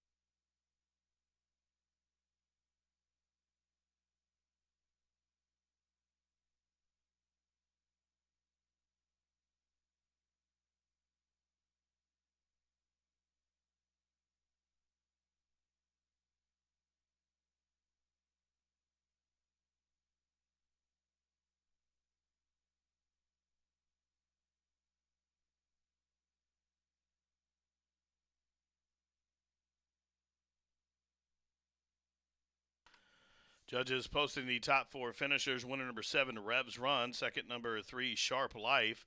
Third, number 1, Tap the Line. And fourth, number 5, Jack Summer. 7-3-1-5.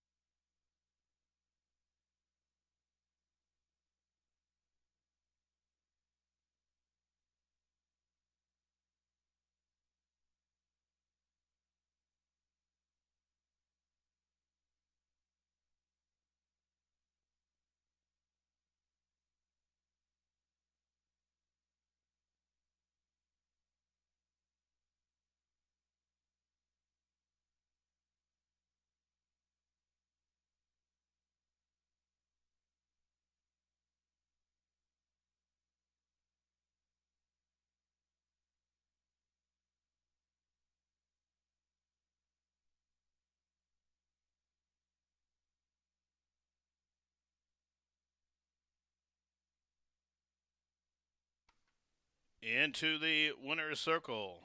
The Run DMC hunch play. Revs Run. Revs Run, a 4-year-old bay daughter by Meadow Count out of the Suave mare named Sweet Reveal. The winner is owned by Pine Tree Thoroughbred LLC, trained by Terry Phillips and Deshaun Parker. The winning jockey. Revs Run, she's now a 2-time winner from 23 starts. She was bred in Indiana by Pine Tree Thoroughbreds LLC. Now the winner at even money covered the mile in a winning time of 1:40.62 seconds. Revs Run at even money, now your official winner. Price is up. The winner $4.20, $3.280.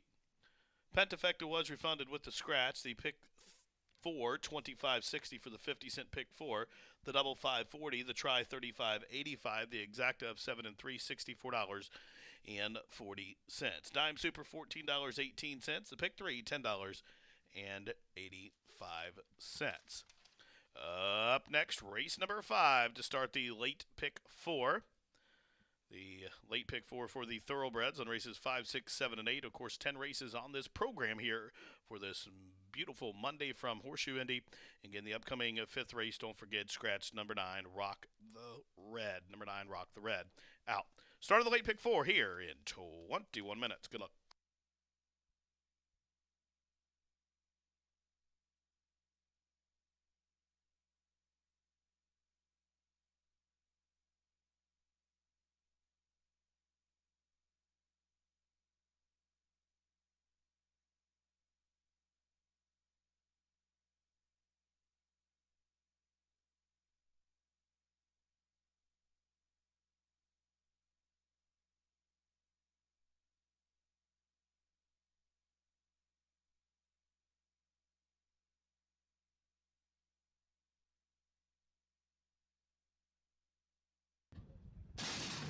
They are racing. Rocket start for Sister Justice, who broke like a shot, caught a flyer there. Jack Summer is in chase mode to the outside second. Revs Run makes it 3 across the course, on the run the first turn. So into the first turn, crossing and clearing there. It is Farron Peterson and Jack Summer up to the outside. Revs Run and Deshaun Parker. These two really keyed up, and they match strides, and they've opened up just about 5 lengths on the third running Tap the Line as they straighten it for the backstretch run. So on the inside, it's Jack Summer to the outside. Revs Run. These two continue to max stride. 6 lengths further back to Tap the Line from third. Sister Justice, who broke sharp, is fourth and already about 9 off the pace. Willadine to the outside of her, and still 6 or 7 back to Sharp Light. Just outside a half mile to travel in the field is about 15 lengths now, tip to tail, as they go by the half mile. The first quarter was on the board, 25 seconds flat, and the half mile, they seem to pick it up in the second split, 48 and 3.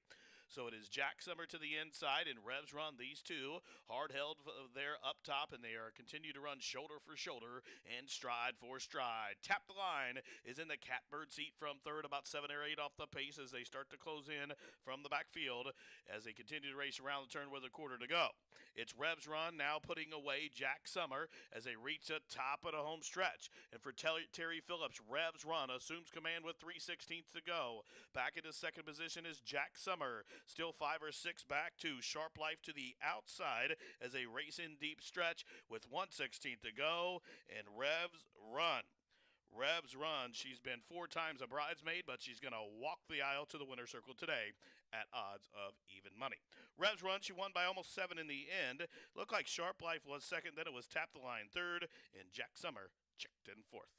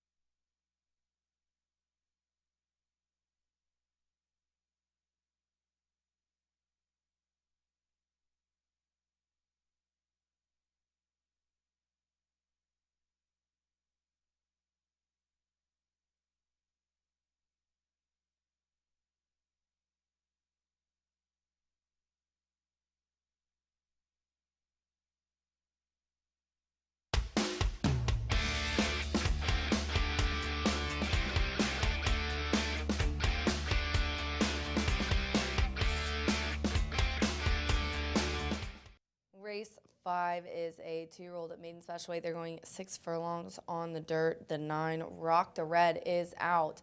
Leaving us an 8-horse field, and I'm going to go with Mariachi Justice on the outside. Manny Esquivel aboard for Uncle Cipriano Contreras. This one, you know, it looks a little obvious to me. It's the favorite right now at 8-5. Some notes first. Cipriano Contreras, we said today on the show, we've got a few trainers that have made $1 million in purses. Cipriano is knocking on that door. Not only is this 2-year-old gelding adding blinkers, but he was so close in his debut and then his second start, 2 seconds. 1 is the beaten favorite. And then as a maiden going into a stakes race is a tall ask. I'm sure coming back down to this main special weight, he's going to think, wow, this is a lot easier. So it's the drop down in class really for me, and the outside draw in this short race looks pretty promising as well. And then I'm going to go to the inside of that one to the 6 2-1 right now on the tote board. That is Deshaun Parker, who's looking for 2 in a row here, winning the last race for Terry. Let's see if he can do it for Cowboy George here. A lot of things I like about this one other than the horsemen. This one was second versus similar last time out, and then third going a mile. So really a versatile guy. Not a lot of speed in here, but he's got recent speed figures that are comparable to this group. And then I'm going to go to the 5, Outstanding Justice. What's not to love about Justice breds? There's really, honestly, I can't wait to the Itoba banquet when I can give a bunch of Justice breds awards, but this is a 2-year-old colt. He looks cute there and laid back in his unbuckled blanket. Joe Davis is 21% when he is the beaten favorite, and this one was second by a neck routing and then third versus similar routing last time I was the bettor's favorite. Back to a sprint distance today where he's got another couple of thirds and a second. And this one's ran against 9-pointer, the 3, the 6, my other horse ran against 9-pointer. An interesting one. This is just, it's an interesting race, really. There's a couple of first-time starters. Keep an eye on Randy Matthews' horse, the 7, at 12-1, see how it looks in the paddock, and the other first-time starter, the 1, because those could be the wild cards. But I'm going to go 8-6-5 here in the 5th race. We're 11 minutes to post. Good luck.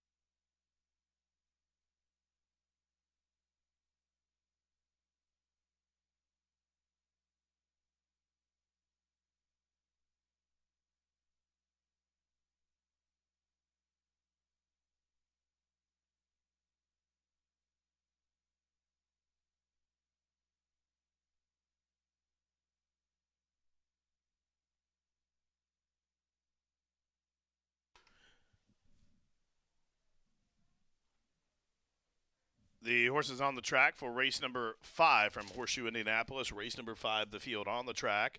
Field of 8 maidens to race 6 furlongs here. There is a scratch of the 9, Rock the Red. Number 9, Rock the Red, has been scratched from race 5. 8 left to go, win, play, show, exacted try, super, daily double, pick 3, and it starts the late pick 4 in just a couple of minutes.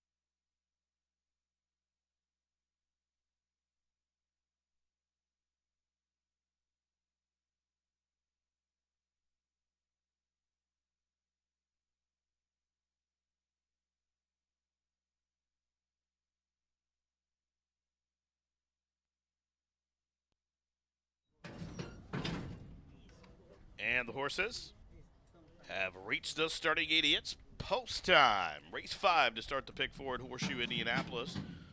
Juvenile Indiana sired maidens.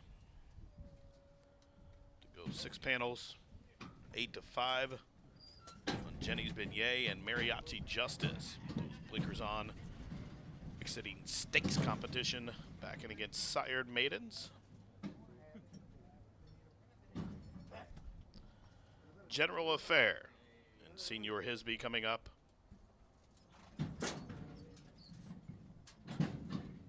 General Affair, 80 for one offering upon loading. Racing in My Heart on debut, 21 to 1 here for Finnegan and Matthews, with Indiana's all-time leading rider Rodney Prescott up top. And Mariachi Justice up to the outside.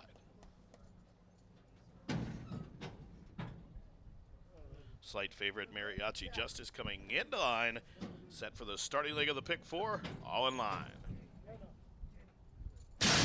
They are racing. Debuting Star Spangled Image broke Pearly on debut, and he is last. But up the backside, it's Jenny's Beignet who's first. There goes Racing in My Heart.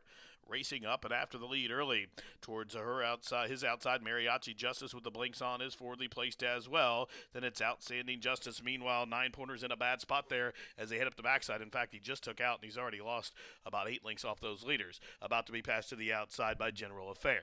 So a couple lengths further back to Benito, who is second last, and slow starting debuting Star Spangled Image is at the back of the pack, the quarter 22 and 4.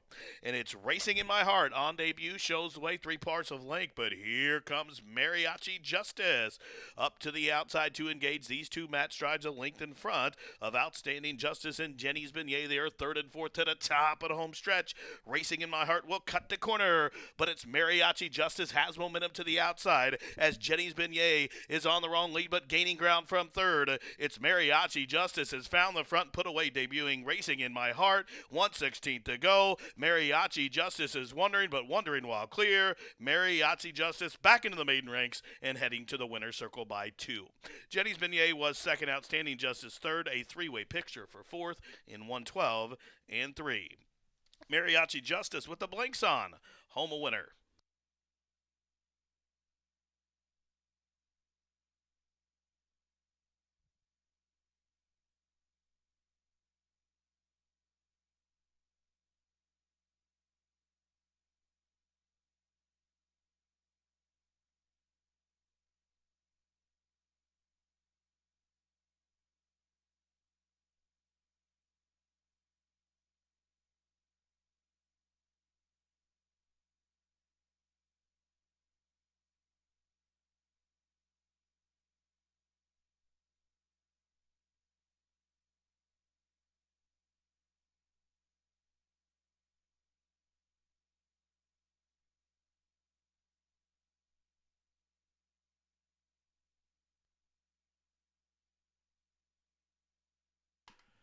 Judges posting the unofficial order of finish. The top 4 finishers: winner number 8, Mariachi Justice; second, number 6, Jenny's Beignet; finishing third, number 5, Outstanding Justice; and fourth goes 7, Racing in My Heart. 8-6-5-7.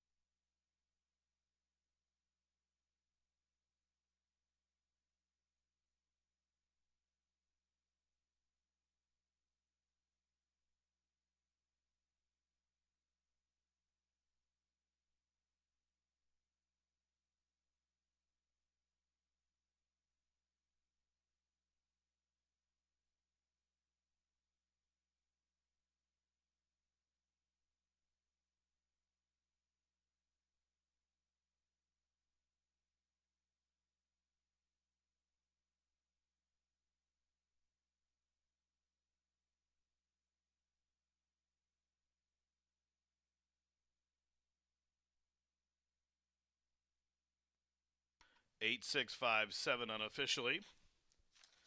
Entering the winner's circle, the unofficial winner, number 8, Mariachi Justice, a 2-year-old big gelded son by Lantana Mob out of the Tail of the Cat mare named Katara Princess. The winner owned by Hillcrest Racing in partnership with Catalina Racing Stables. The winning trainer is Cipriano Contreras, and Mariachi Justice was ridden to victory by Manny Esquivel. Mariachi Justice, bred in Indiana by Greg Justice and Justice Farm. For the winner, back into maiden ranks here, the sired son of Lantana Mob covered the 6 furlongs in a winning time of 112.68 seconds. Mariachi Justice puts the blinks on, heads to the winner's circle, and short odds, but returns $5.40, $3.210 as the winner. Exacta 8-6, $12.60, the try $6.85, the daily double $14.60, dime super $6.75, pick 3 $5.50. 5 down, 5 to go. Halfway through the card here on this beautiful Monday at Horseshoe Indianapolis. Race number 6 is up next in 20 minutes. Jockey change on the 6, Prime and Proper. Make the rider Joshua Morales. Joshua Morales, the new jockey for the 6, Prime and Proper, in the upcoming 6th race. Field of 8 to go.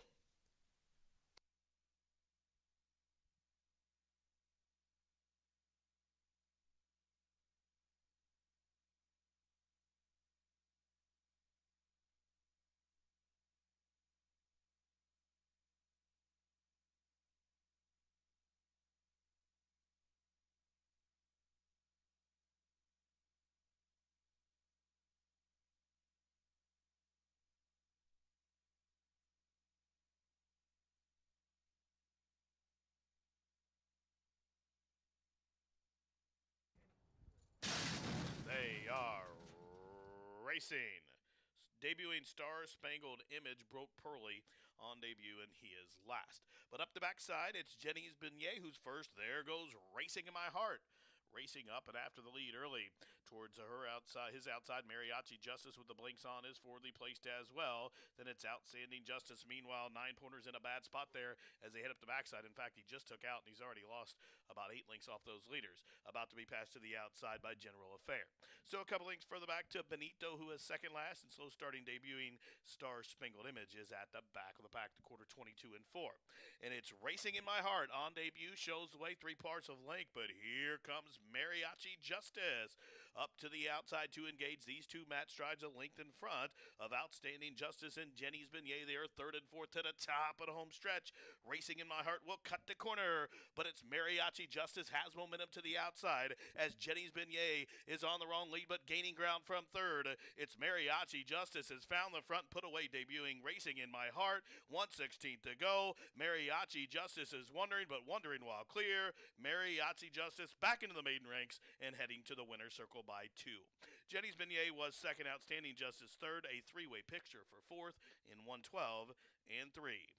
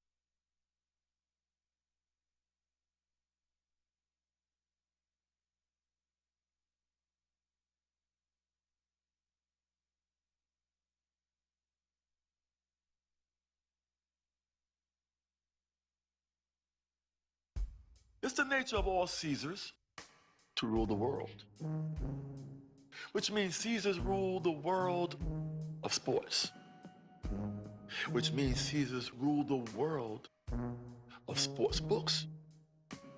Ergo, Caesars rule the world of sports book apps. Those are the rules.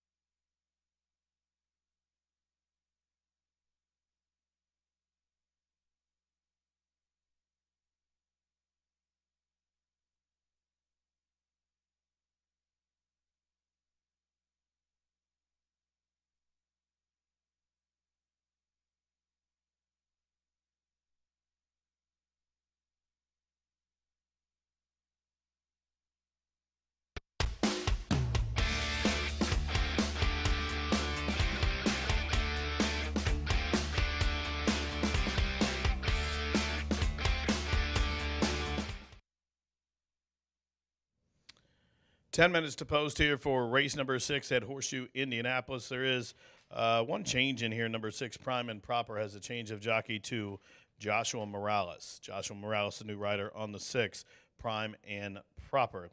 Now, race number 6 is a starting leg of another double and another pick 3. It's a registered Indiana-bred filly and mare, non-2 12-5 claimer to go 6 furlongs here. And all the money right now is on the outside horse at 3-5, number 8, Chelsea Strength. Turning back from a route distance in just 7 days. I'm going to use her, but I'm against her at 3-5. In fact, the horse I'm using is 16-1. That's number 7, America Rules. America Rules, I'll use her on top. Eddie Perez started the day with a win, looking for a second on the card. This one from the barn of John Heron. And America Rules is a daughter of Unbridled Express. The sired filly was second last start against Compressed Energy, who was a runaway winner for Gennaro Garcia. I really like that race. If she can repeat that effort and run that kind of number, that's is much above par what it takes to win this race. Now, the prior race against this same level at the same distance was fourth, beaten 10 lengths.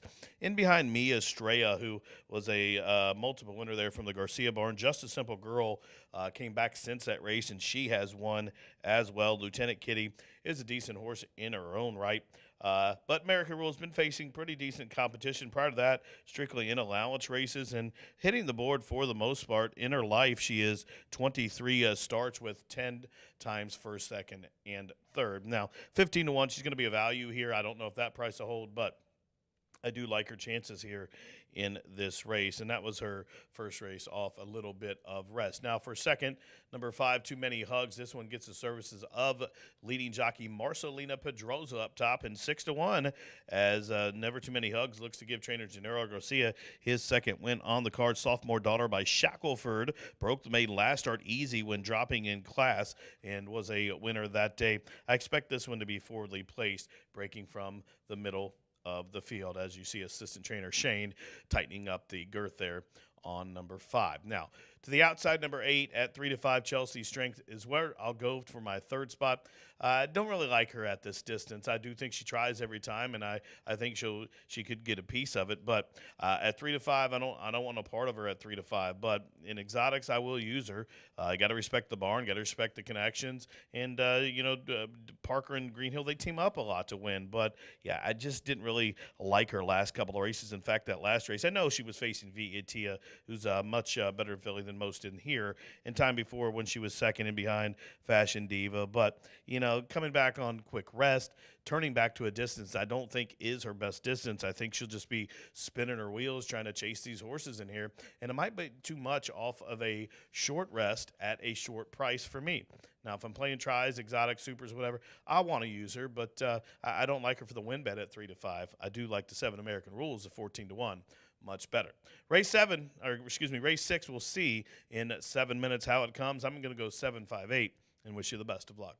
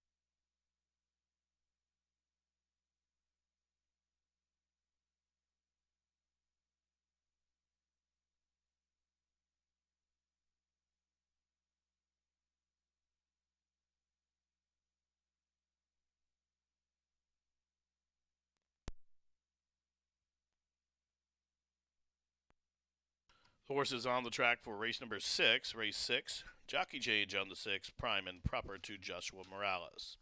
Field of 8 to go, 6 panels here. Win, play, show, exact to try, super, daily double, and starts a final thoroughbred pick 3 in just a couple of minutes.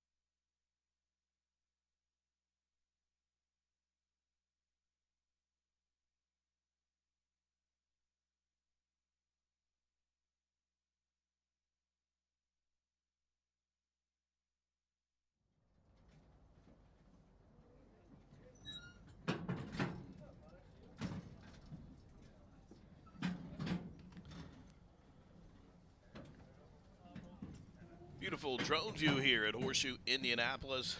Taking a look high above the starting gate, the true center gate here at Horseshoe Indianapolis, with this field of 8 filly and mare Indiana breds to go 6 furlongs. Loading in here 3-2 on Chelsea Strength on the turn back.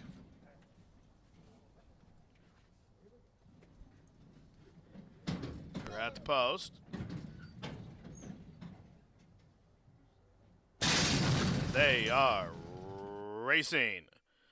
Awkward start for Tiz Abbey, who is last. Clean and quick one for Never Too Many Hugs, who barrels out for the early lead up the backside and shows away a length and a half to Chelsea Strength, who's away in the second position. Then it's I Want to Be Perfect, stalking that duo from third. 2 lengths for the back, Prime and Proper in the Paquette Pink, tracking from fourth.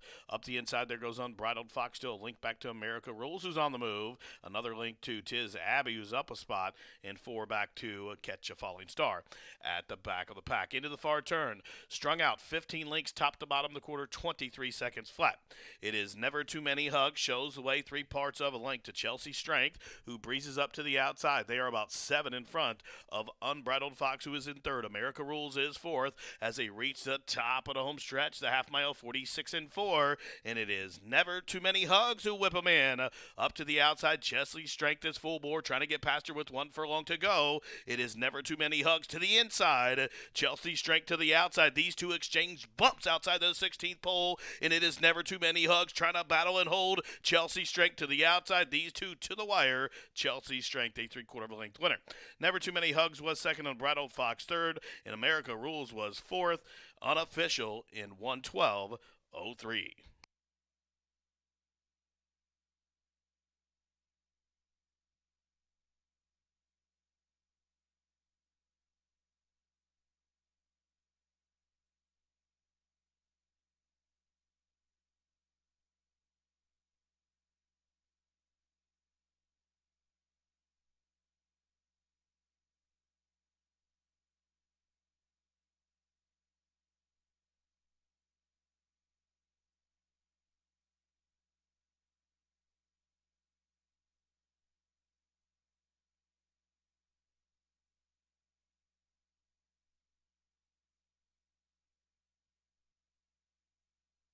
Placing judges posting the top 2 finishers. Winner number 8, Chelsea Strength. Second, number 5, Never Too Many Hugs. There's a photo for third, 8-5 photo.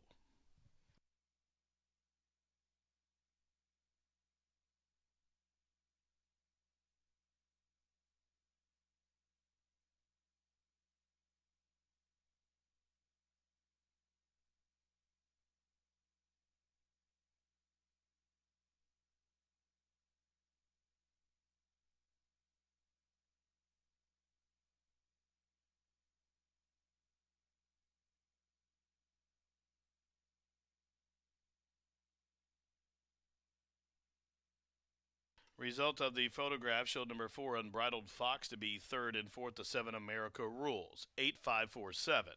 8-5-4-7 unofficial.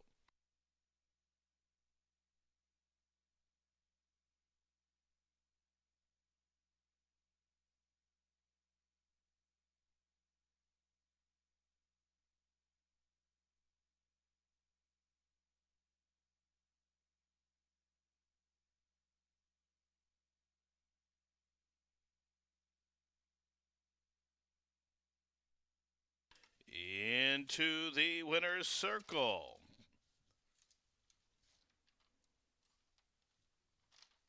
Number 8, Chelsea Strength, a 3-year-old bay daughter by Wicked Strong, out of the Broken Vow mare named Sensuous Pat. The winner's owned and bred by Steve Arbuckle, trained by Jeff Greenhill, and 2 wins for jockey Deshaun Parker. Chelsea Strength picks up her second lifetime victory, and turning back to the sprint distance, she covered the 6 furlongs, 1:12.03 seconds.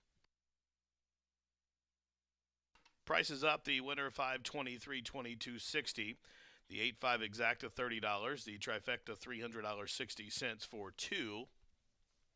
The pick 3 $13.90. The superfecta 8-5-4-7. The superfecta 8-5-4-7 for a dime, 56.51. The double was a pair of 8, 16.20, and that 50-cent trifecta 75.15. Race 7 is up next in 21 minutes. Race number 7 Scratch number 2, ho, ho, ho, ho. Number 2, ho, ho, ho, ho, won't go. Jockey change on the 7, Keen Ice Sight to Eduardo Perez. Race 7 kicks off another double, another rolling pick 3, and also offers Grand High 5 pentafecta wagering in 20 minutes.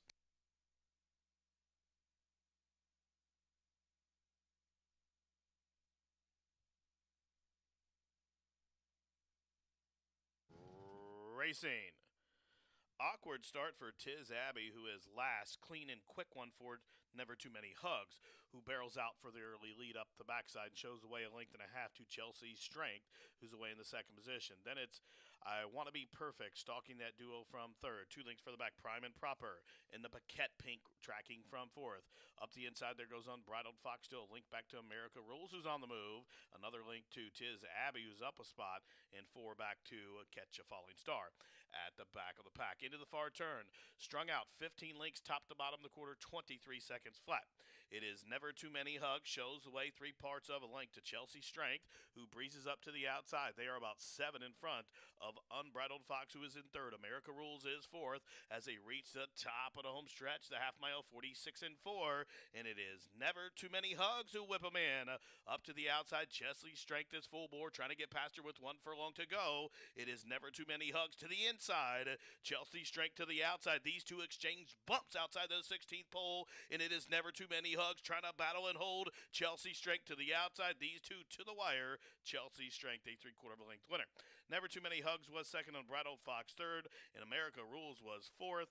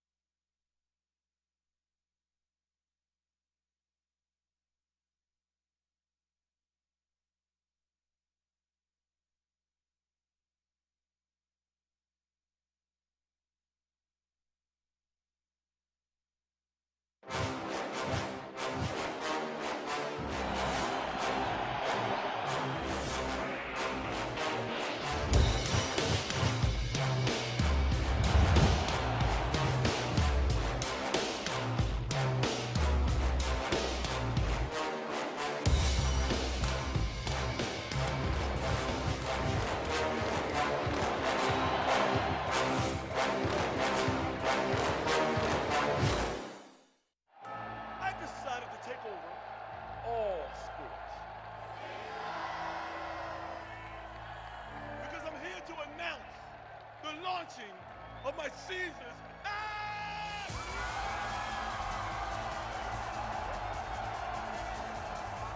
Oh yeah, and yeah! Sound the bells.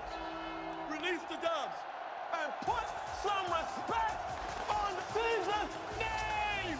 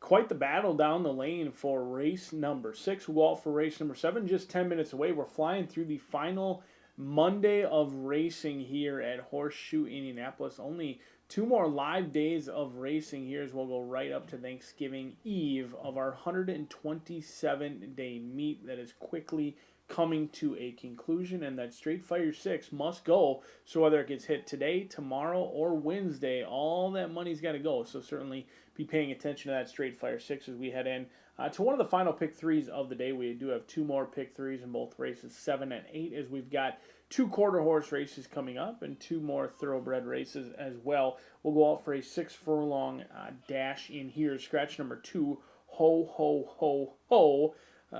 Someone should know that it's Thanksgiving before Christmas, so ho ho ho ho out of this spot. A field of 8 will go 6 furlongs in here, and I happen to fancy your favorite Keen Eyesight. Now, there is some concern with Keen Eyesight, who was scheduled to race, I believe, on October 24th and missed that race. Comes back in this spot and came back with a vengeance in the morning on November 7th, put up a very quick 47-4, breezing from the gate. So despite missing that work, did go back despite missing that race, did go back to the work tab shortly after and put up a quick one. And even though they missed due to a veterinarian scratch, they are protected in this spot. So the other 2 wins both came at claiming 5,000 and 12,500. They were in for a tag that day, but they will run protected in this spot for Ray Paquette.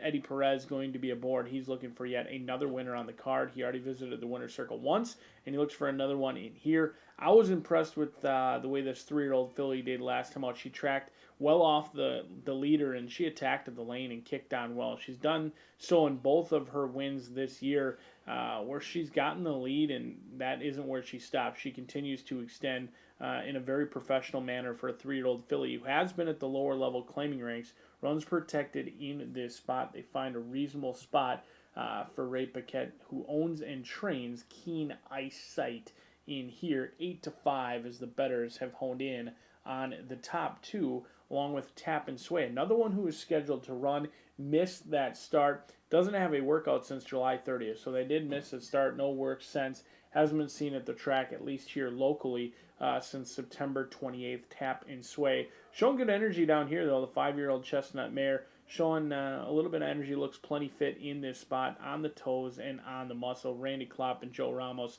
a jockey-trainer combination that has been nothing short of amazing. Not only are they winning at 25%, but what's even more impressive, and I say this tongue-in-cheek because it's harder to be more impressive than winning at 25%, but the return on investment is $2.42. That's impeccable, and they look to keep up with that ROI in here with a 5-2 winner for Klopp and Joe Ramos. There's questions there, though. The 5-year-old mare hasn't been seen at the track since September 28th. She was entered, did miss this spot, but she's awfully quick. On her best day, she is quick away from the gate and can be tough to run down as she fights on gamely when she's feeling good, and it looks to be that case in here, at least from what I see in the paddock for Tap and Sway, who is a tough luck second place runner last time out, where she had a clear lead at the top of the lane and just got nailed by the classy Dulcimer in the last time out, but it was back on September 28th. 5-2 on the board, and your clear third choice, at least in the wagering right now,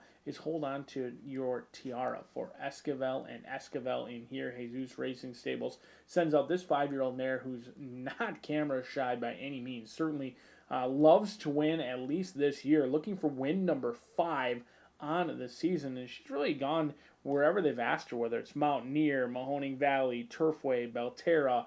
Last time out ran a good third over at Mountaineer. Before that, a good second as the heavily backed favorite, losing to one who's also in this spot in Whiskey Sis, who's going to be right next door in the starting gate. But Jesus Esquivel and Manny Esquivel looking for a winner in here. This is a horse who's got tactical speed, but certainly does not need the lead. We'll see if this 6-time winner can turn it into 7 in start number 27 for Hold On to Your Tiara. But I'm going to try and get Keen Eyesight home, a winner in here, as Ray Paquette owns and trains 2-1, currently favored. The betting spread all over the board as the field of 8 will go 6 furlongs. Jimmy Mack up in the announcer's booth. He's going to call the winner just 5 minutes from now. Good luck.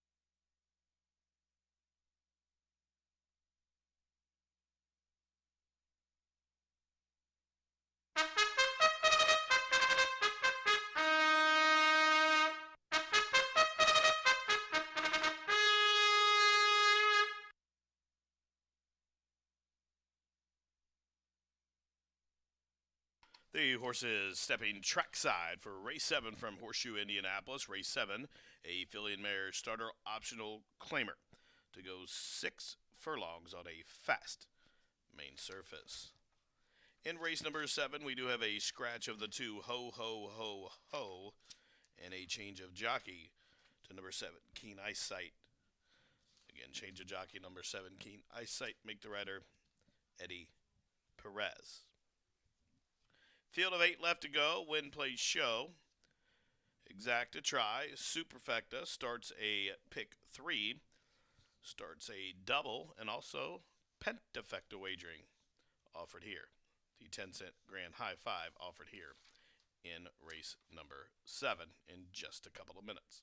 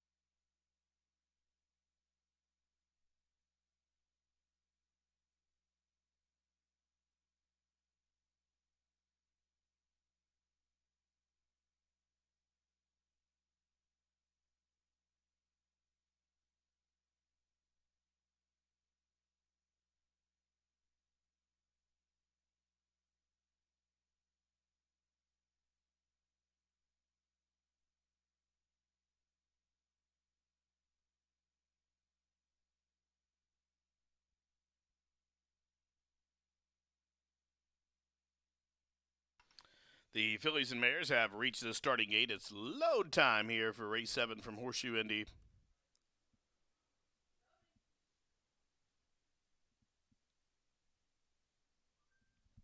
Tap and Sway's locked up.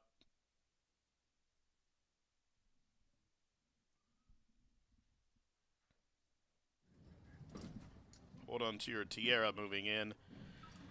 Here's Shape of You and Keen Eyesight. Where the Money Went. And a Foot Rub Love.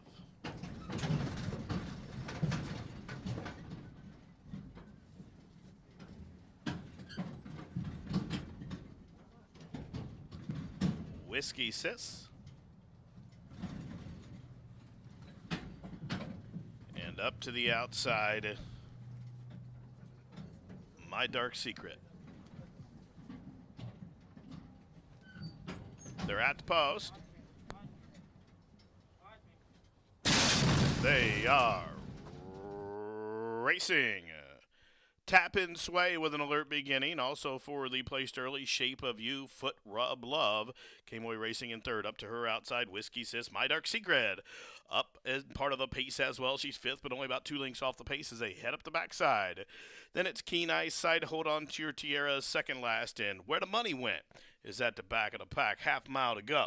Up top, Tap and Sway takes him through the first quarter, 22-1. Shows the way a length and a half to Shape of You, tracking from second. A couple lengths further back to Foot Rub Love, who is in third. Up the inside comes Keen Eyesight. Deep in the course as they round the turn, My Dark Secret just outside a quarter mile to go. And Tap and Sway out there wheeling on the front end has built up a 3-length lead to the top of the home stretch. And Tap and Sway will turn them on down.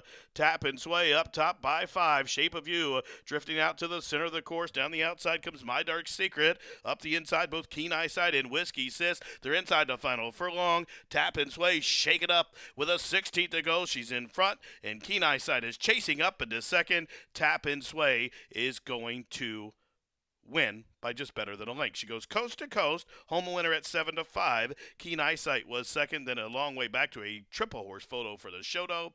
The running time for the winner, 1:11-3. Another Randy Klopp trained winner.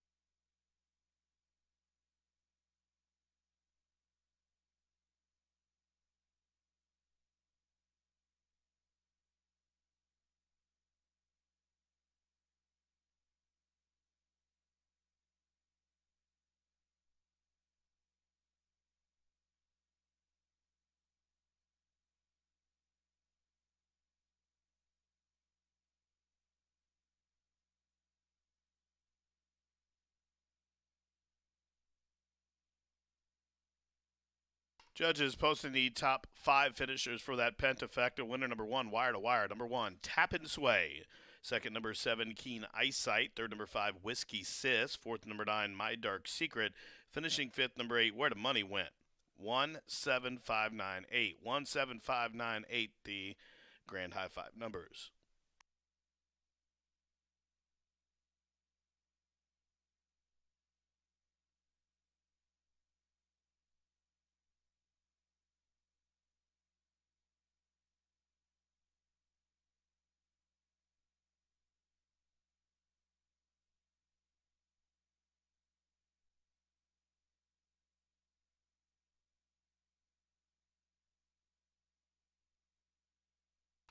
And the 7th race is Official 17598.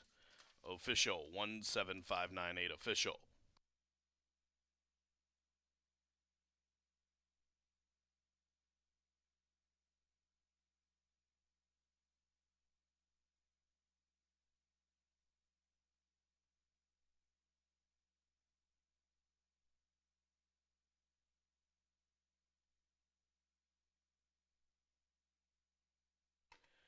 Into the winner's circle, Wire to Wire winner. Number 1, Tap and Sway, a 5-year-old chestnut mare by Tapiture. out of the Consolidator mare named Attempt to Name. The winner's owned by Liz Klopp, trained by Randy Klopp, ridden to victory by Joe Ramos. Tap and Sway, now a 5-time winner, covered the 6 furlongs, 111 and 3. That's 2 wins on the card for trainer Randy Klopp, who is now tied with 62 wins atop the trainer standings with Genaro Garcia. Now, there was a claim to report out of the 7th race. The winner, number 1, Tap and Sway, was claimed by 10 Strike Racing, the new trainer Matt Shirer.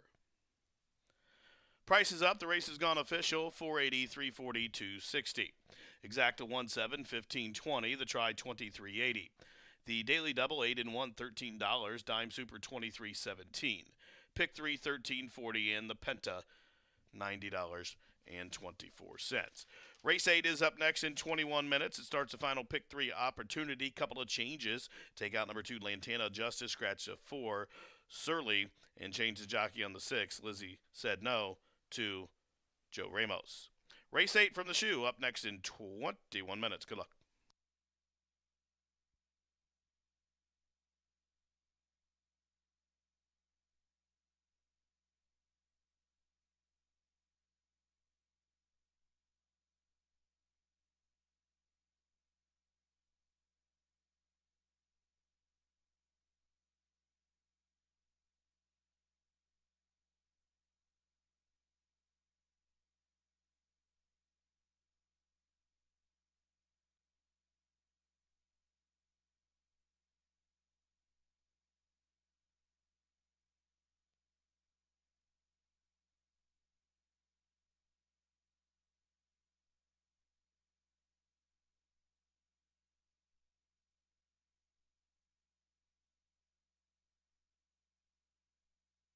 Pace as well. She's 5th, but only about 2 lengths off the pace as they head up the backside. Then it's Keen Eyesight, Hold On to Your Tierra, second last, and Where the Money Went is at the back of the pack. Half mile to go. Up top, Tap and Sway takes him through the first quarter, 22 and 1.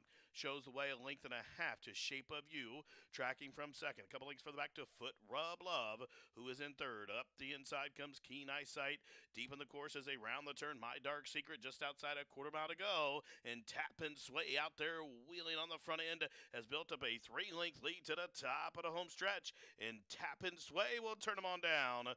Tap and Sway up top by 5. Shape of You drifting out to the center of the course. Down the outside comes My Dark Secret. Up the inside, both Keen Eyesight and Whiskey Sis. They're inside the final furlong. Tap and Sway shake it up with a 16th to go. She's in front, and Keen Eyesight is chasing up into second. Tap and Sway is going to win by just better than a length. She goes coast to coast. Home winner at 7-5. Keen Eyesight was second, then a long way back.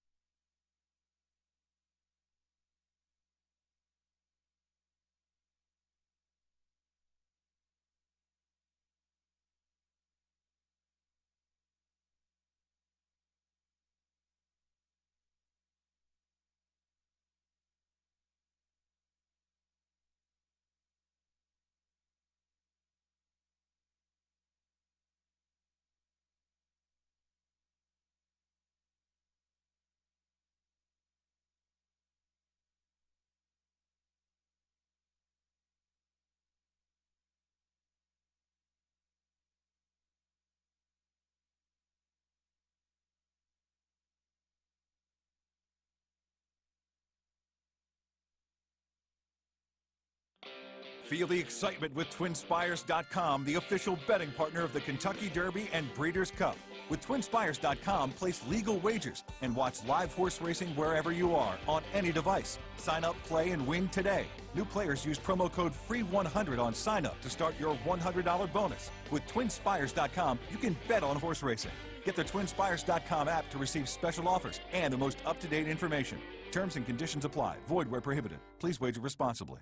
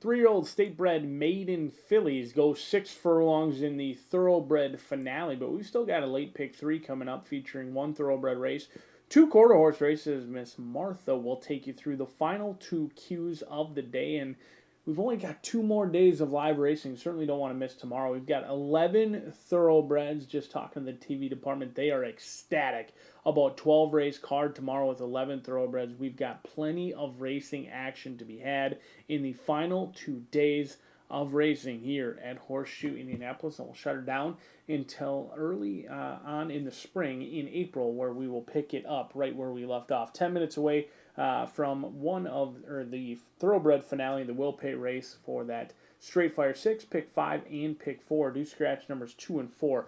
Montana Justice and Surly come out of this spot.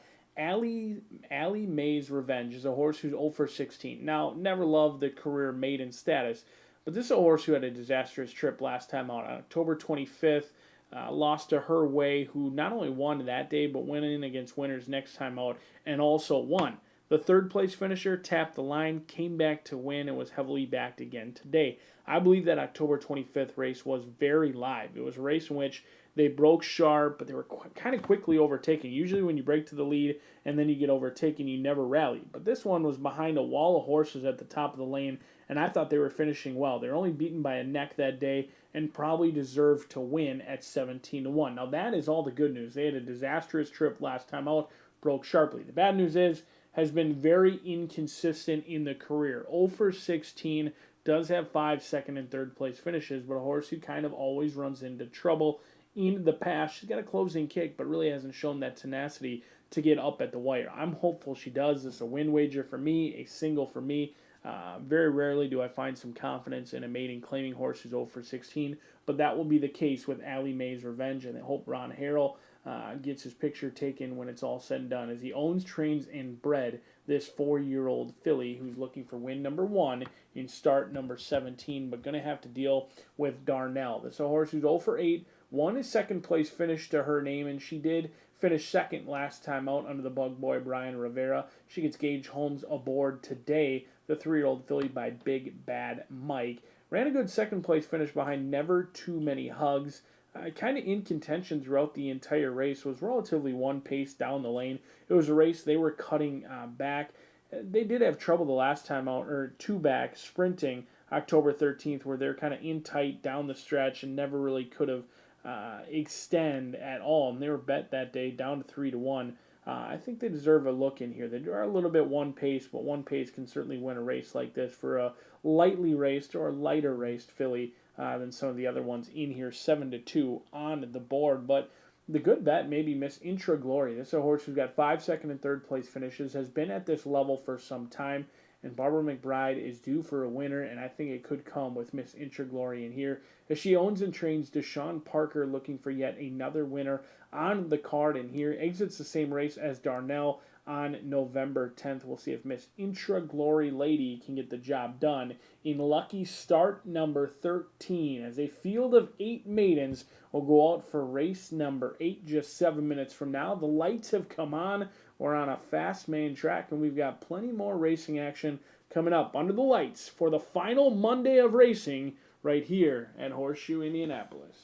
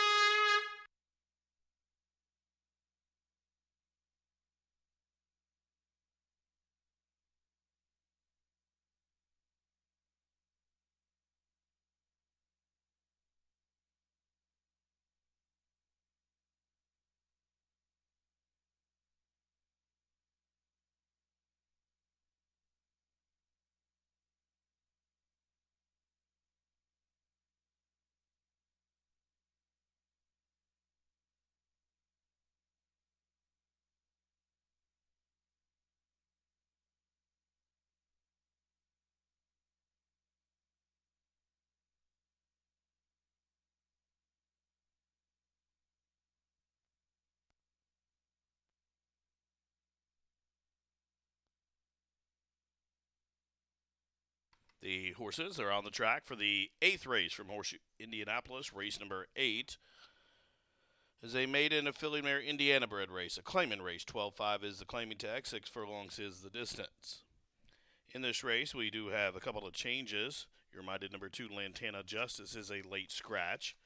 Also, scratch number 4, Surly, and change the jockey on the 6 to Joe Ramos. 8 left to go. Win, place, show, exact to try. Super. Starts a double. Starts a final pick 3 opportunity for this Monday Horseshoe Indy card. And also offers 10-cent grand high 5 wagering. Post time for race number 8 in just a couple of minutes.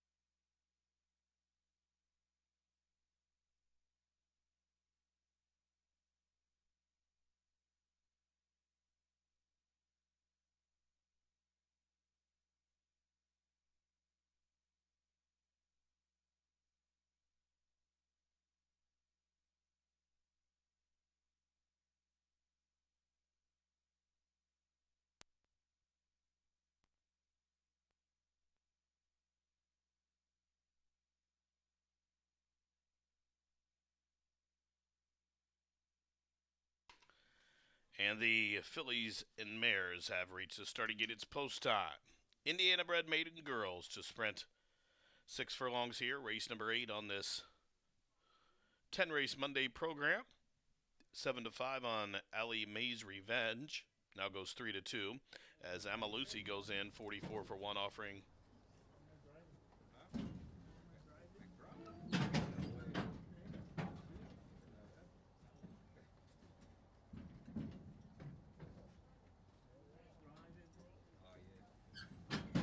Darnell up and in. Liz said no.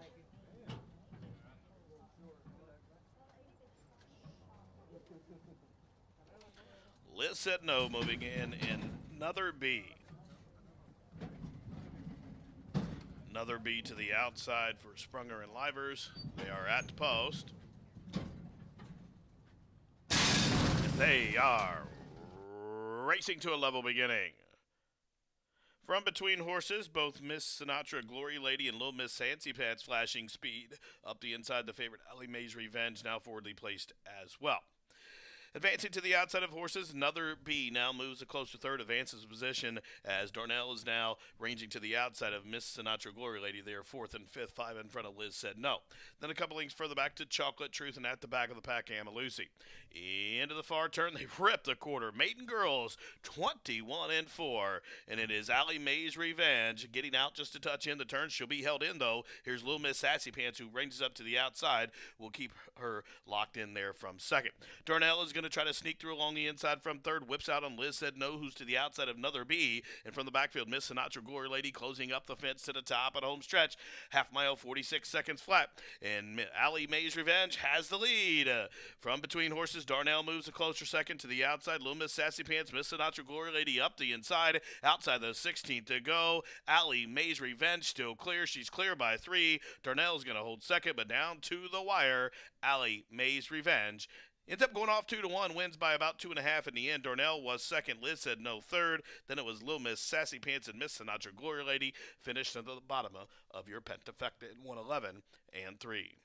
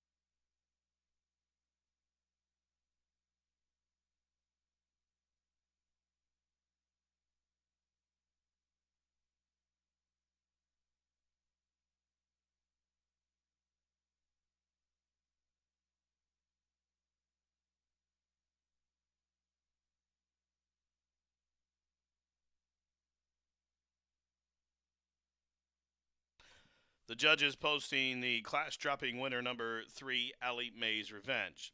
Finishing second, number 9, Darnell. Third was number 6, Liz Said No. Fourth, number 8, Little Miss Sassy Pants. And fifth goes 7, Miss Sinatra Glory Lady for your pentafecta. 39687.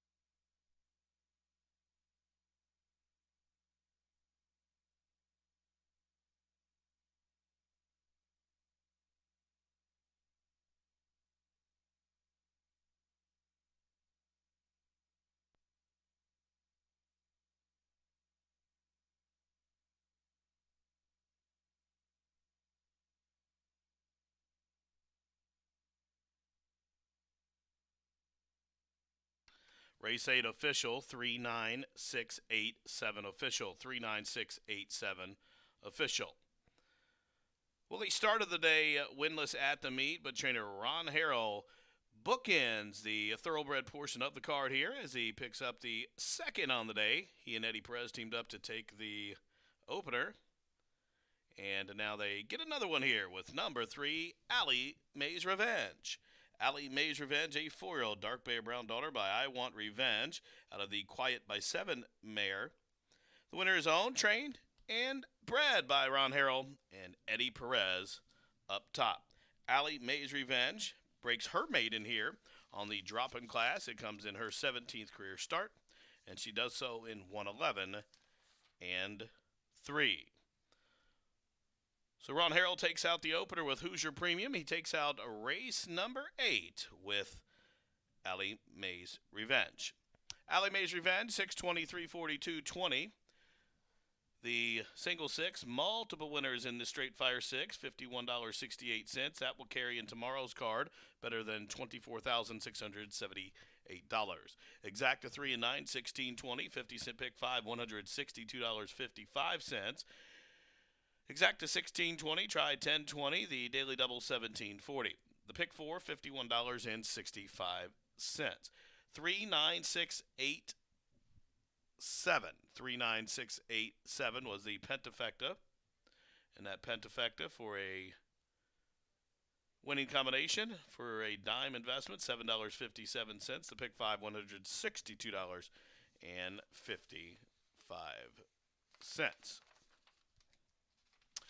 Race number 9 is up next in 18 minutes. Race number 9, we switch to quarter horse race action. Quarter horse racing is starting race number 9. It starts a quarter horse daily double. It's a non-winners of 2 allowance event to go 350 yards. Scratch the 11 and 12.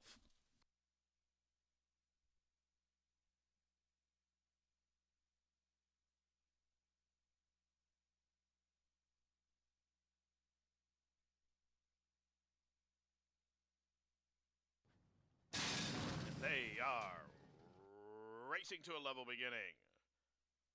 From between horses, both Miss Sinatra, Glory Lady, and Little Miss Fancy Pants flashing speed up the inside. The favorite Allie Mae's Revenge now forwardly placed as well. Advancing to the outside of horses, another B now moves a close to third, advances position as Darnell is now ranging to the outside of Miss Sinatra, Glory Lady. They are 4th and 5th, 5 in front of Liz Said No. Then a couple lengths further back to Chocolate Truth, and at the back of the pack, Amma Lucy.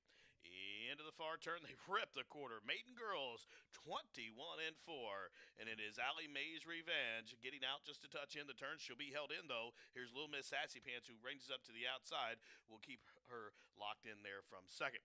Darnell is going to try to sneak through along the inside from third. Whips out on Liz Said No, who's to the outside of another B. And from the backfield, Miss Sinatra, Glory Lady closing up the fence to the top at home stretch. Half mile, 46 seconds flat. And Allie Mae's Revenge has the lead. From between horses, Darnell moves a closer second to the outside. Little Miss Sassy Pants, Miss Sinatra, Glory Lady up the inside. Outside the 16th to go. Allie Mae's Revenge still clear. She's clear by 3. Darnell's going to hold second, but down to the wire. Allie Mae's Revenge ends up going off 2-1, wins by about 2.5 in the end. Darnell was second, Liz Said No third. Then it was Little Miss Sassy Pants and Miss Sinatra, Glory Lady finished at the bottom of your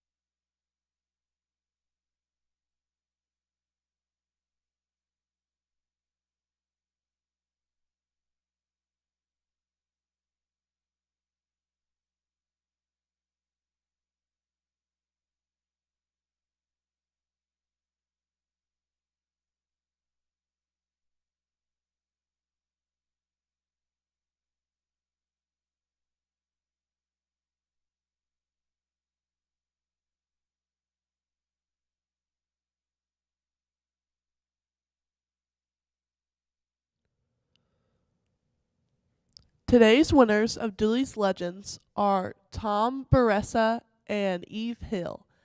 They are both online players and win $50. Thanks for playing in Dooley's Legends at Horseshoe Indianapolis.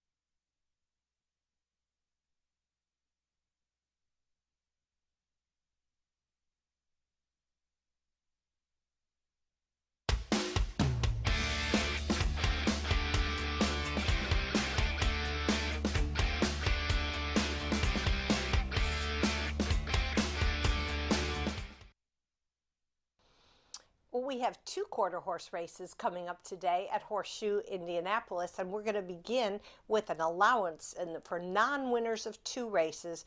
We're going to scratch both also eligibles, and this field will travel 350 yards. Let's go to the paddock, and I'm going to begin with number 6, and that's Separate Incident. This is a California-bred son of Separate Interest. He's been very consistent at this level for trainer Tony Cunningham and exits 2 runner-up finishes in an allowance company. Now he's going to be ridden by Francisco Quintero, who guided him to a runner-up finish at this level at odds of 15-1 back here on September 8th. I think he's got a solid chance today. And how about number 5, No Kiddin', returns off a victory in the $35,000 Caesars Empire Derby.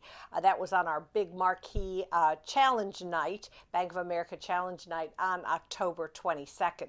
I think what made this win so special is the woman behind the horse, and that's former jockey and now trainer Natasha Perez. Oh, what a thrill for her and her team and everyone at Horseshoe Indianapolis, especially our friend Rachel McLaughlin. And, everybody who's followed her career. And, she was thrilled, everybody else was. So Christian Reyes has the return call aboard this Texas-bred gelding. That's No Kiddin'. Maybe it'll be No Kiddin' again in this quarter horse race. All right, how about number 2, and that's Oscar Mike. Oscar Mike posted his top career speed index on October 27th for owner-trainer Felix Barazza.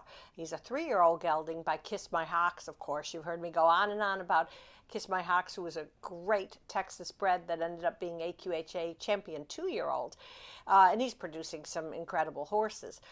This horse has good speed and obviously pedigree, so I'll give him a long look. I think Oscar Mike could do very well in this particular quarter horse race. All right, we have one more horse I want to talk about.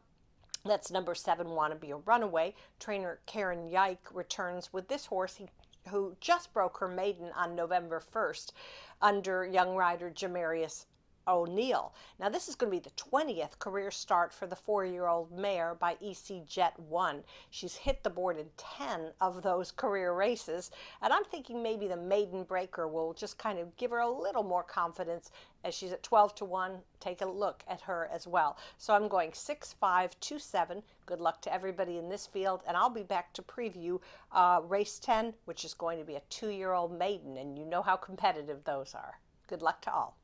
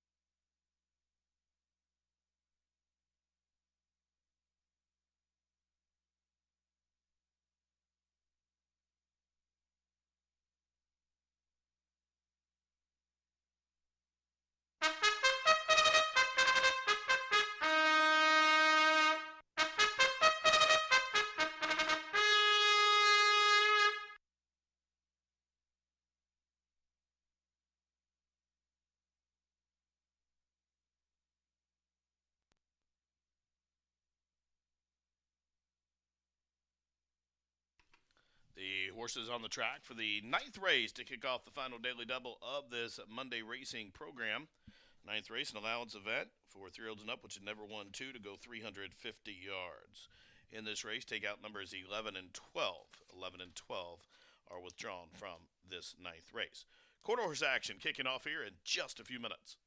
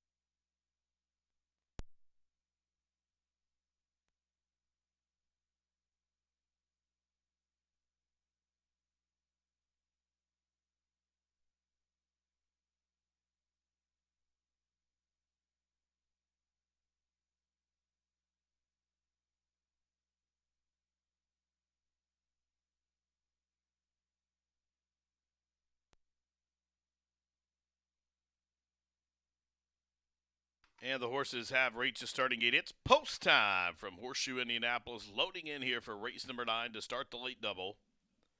Oscar Mike coming up alongside Hidden Prize.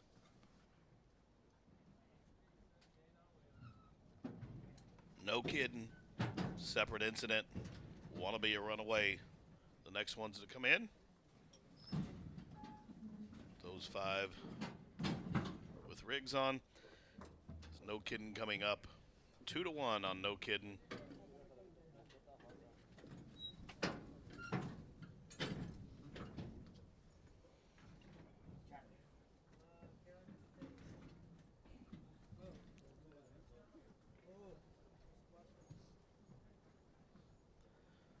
Now they're in. Miss Royal Snow moving forward. A lot of biscuit.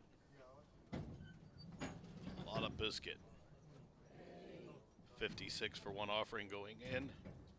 2 left. Immeasurable Joy and First Hinka. Immeasurable Joy for Ron Raper. Multiple training champion in the state. Sends out Immeasurable Joy and First Hinka to the outside. They're at the post. They are racing. Slight stumble at the start for Oscar Mike, but a fast one for Wanna Be a Runaway, who's laying in a bit. Up the inside, Hidden Prize down the center of the track. Oscar Mike, No Kiddin', way out wide, late on the scene, Immeasurable Joy. Here comes Oscar Mike after No Kiddin', No Kiddin' in the middle. Oscar Mike drifting out. Oscar Mike and No Kiddin'. No Kiddin' got the better of the bobs, and it was Oscar Mike. Hidden Prize was right there, and Immeasurable Joy as well.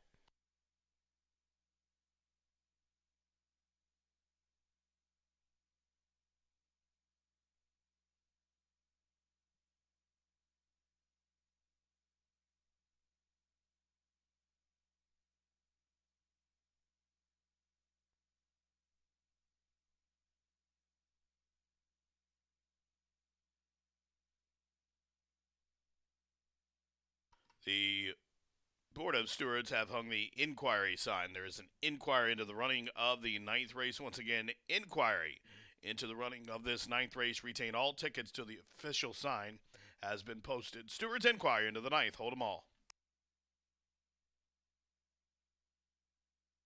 The placing judges have posted the top 5 finishers on the board. The winner, number 5, No Kiddin'. Second, number 2, Oscar Mike. Finishing third, number 9, Immeasurable Joy. Fourth was number 1, Hidden Prize. And fifth for the Pentafecta, number 3, A Little Louie. 5, 2, 9, 1, 3. Unofficial Stewards inquiry into the running of the 9th.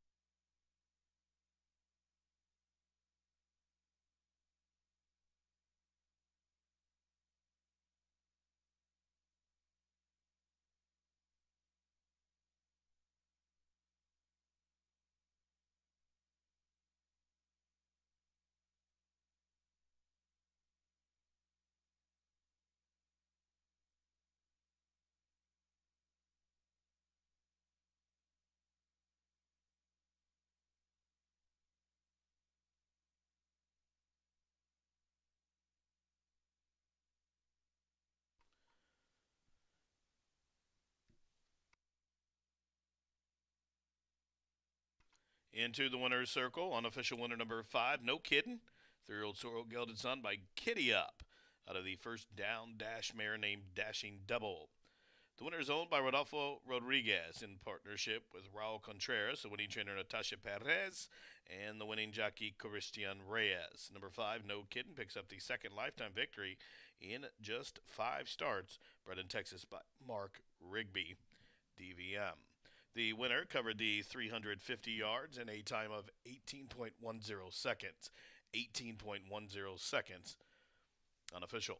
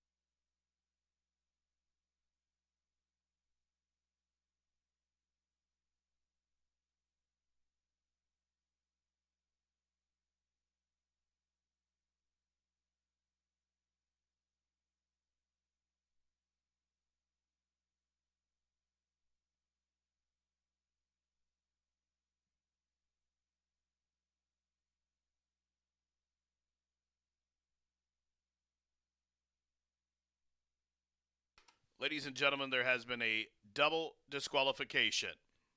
Double disqualification in the 9th race. The new order of finish will be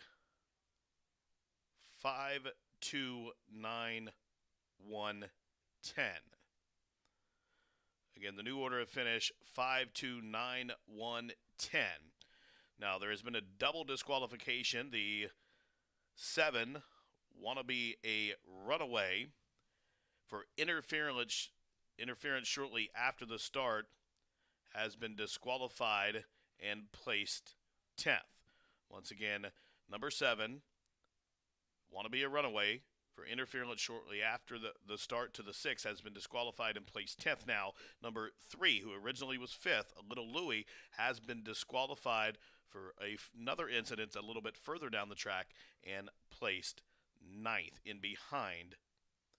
Okay, so the 3 from 5th to 9th and the 7th has been placed last. Here, the new numbers, 5, 2, 9, 1, 10.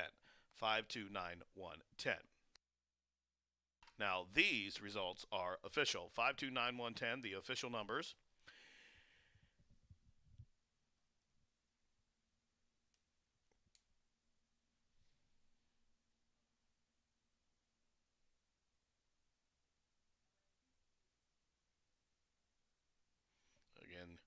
ahead on in that double disqualification. Again, the 7 for interference to the 6 was placed 10th. The 3 for interference with the 6 was placed 9th. Tote dividends up, 724, 2380 on the winner. Pentafecta went unsolved, $2,102.50, a carryover into the upcoming 10th. The pick 3, $27.35. Exacta was $31.50 try, $146.65. The double 3 and 5, $45.20. Dime super, $186.18. Up next, the 10th and final race. 10th and final race, take out the alsos, the 11 and 12. Post time in 17 minutes.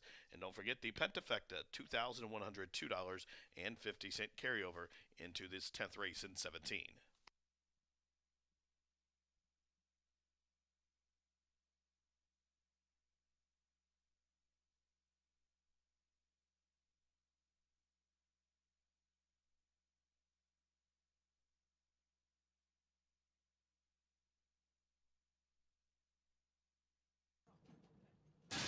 They are racing. Slight stumble at the start for Oscar Mike, but a fast one for Wannabe a Runaway, who's laying in a bit. Up the inside, hidden prize down the center of the track. Oscar Mike, no kidding, way out wide, late on the scene, Immeasurable Joy. Here comes Oscar Mike after no kidding in the middle. Oscar Mike drifting out. Oscar Mike and no kidding got the better of the Bobs, and it was Oscar Mike.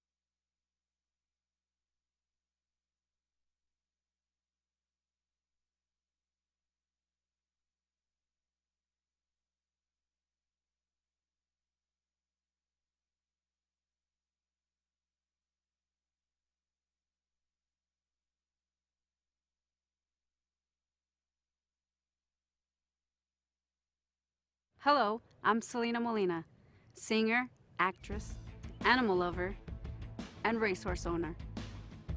Few things give me greater joy than to watch them do what they truly love, to compete at the racetrack. And like thousands of other quarter horse owners, I respect and love my horses and give them the best of care. They're like family. Come see the world's fastest athletes at a racetrack near you. I might just see you there.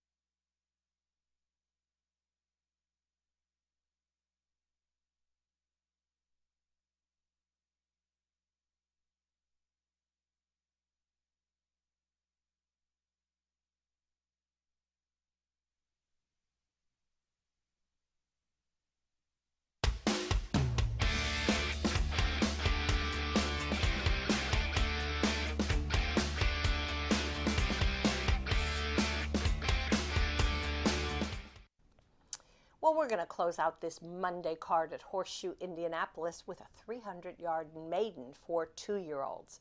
We'll scratch both of the also eligibles. That leaves us with a nice field of 10. And I'm going to begin with number 2, CV Apolitical Chick. Horse qualified for the 202,000 Miss Roxy Little Futurity, the final which took place on October 29th. And she finished a very good fourth, which was, in my opinion, worthy because she was a maiden and facing some of the top 2-year-olds racing this season. I think returning to this level should be key for the Apolitical Blood filly, who's trained by Jesse Vasquez. Jesse's having a great meet, and I think CV Apolitical Chick looks very good in our finale. All right, how about number 10? He's a Royal Wagon. This horse is moving in the right direction for trainer Shauna Martin. A good finish for the son of my Royal Wagon on November 2nd. And that was encouraging because he faced a tough field and struggled a little bit in his Miss Roxy Little Futurity trial the month before. You always like to see a horse that can rebound from a little discouraging trip and come back, and that's what he did. All right, how about number 1, VRS Powerful Beach? Sent off as the favorite in his most recent effort, but hopped at the start and finished 9th. Obviously, got to have that good, clean break out of the gate. So the son of Escondido Beach has every right to redeem himself today for conditioner Claudio Barazza and jockey Eric Escueda. And I'll round out my top 4 with number 6, MG Panama West Boy, one of 2 trainees from the barn of Tony Cunningham. Several troubled trips for this colt, and obviously was cut off. He had some interference issues, and he just didn't really break all that well. But I think he has every right to move forward, providing he gets that clear path out of the starting gate. So I'm going 2, 10, 1, 6. And just hard to believe that our live racing season is going to come to an end this Wednesday. I just want to take a minute and congratulate all the hard-working men and women who have made quarter horse racing so great at Horseshoe Indianapolis. Every year the quality gets better, the breeding programs succeed, the purses rise, and we get to see some really phenomenal athletes. It's been a pleasure for me to see them and to be able to talk about the accomplishments of everybody in the Indiana quarter horse industry.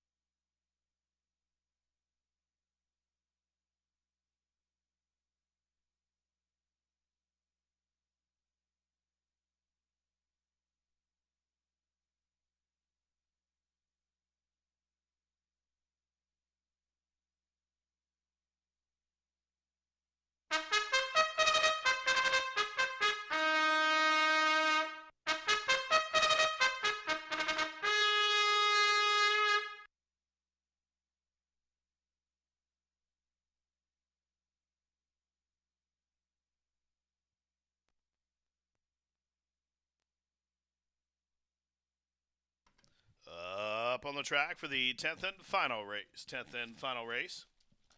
A quarter horse maiden 2-year-old race to go 300 yards. In this race, you're minded scratch the 11 and 12. 11 and 12 out. Win, play, show, exacta, try, super, also 10-cent grand high five, a pentafect wager offered here with that carryover from race 9. Post time in a couple of minutes.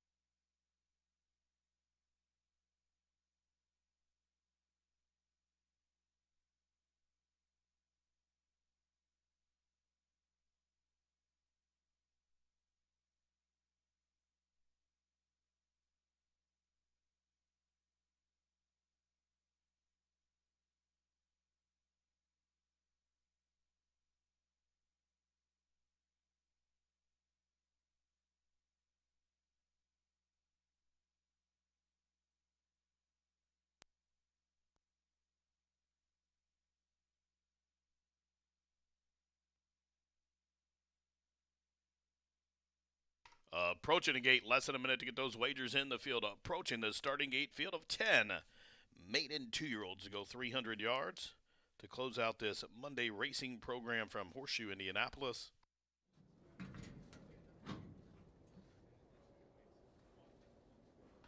Six for 5 on CV, a political chick.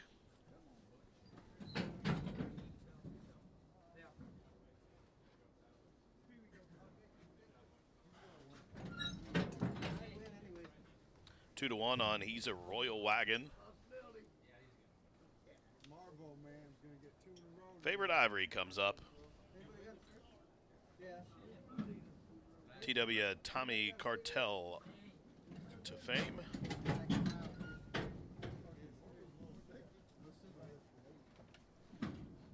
CV, a political chick, moving in 3 for 5, offering Zandwagon.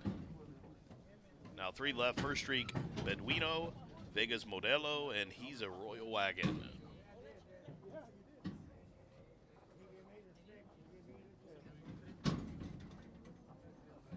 First streak, Beduino. Vegas Modelo coming up. Asa Pina.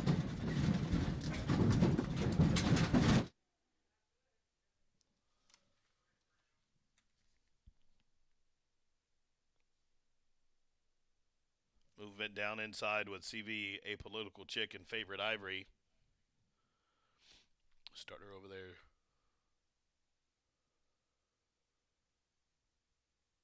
Tending to things.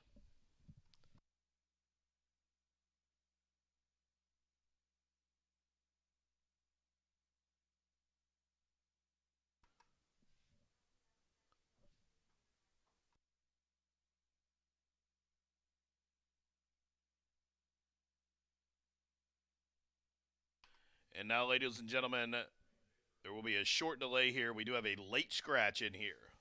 Late scratch in here. Number 3, Favorite Ivory, has been scratched by the stewards on advice of the track vet. Number 3, Favorite Ivory, has been scratched. All straight wagers refunded. As far as other wagers, ending here, if you had a double ending here, you'll get a consolation with the 3 Favorite Ivory. The others, you will receive the final race favorite, which at this time you would receive the 2 in substitution. All straight wagers refunded.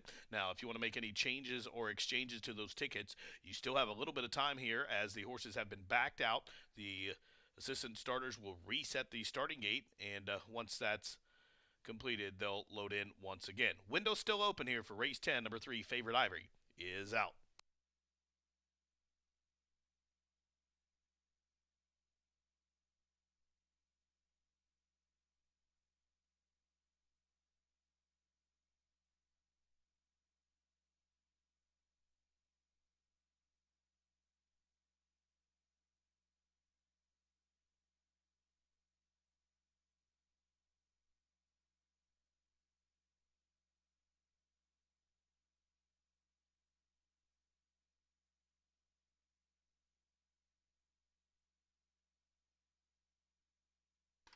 So the starting gate has been reset. The horses now turning once again, approaching the starting gate to reload. Number 3, Favorite Ivory, is a late scratch. Again, all straight wagers refunded. Consolations in the daily double ending with the 3 Favorite Ivy. If you were on the winner, number 5, No Kiddin' in the previous race. Pick 3, you'll get the final race favorite. Number 3, Favorite Ivory, is out. Here they come, loading in once again. And now 1 to 5 on CV, a political chick.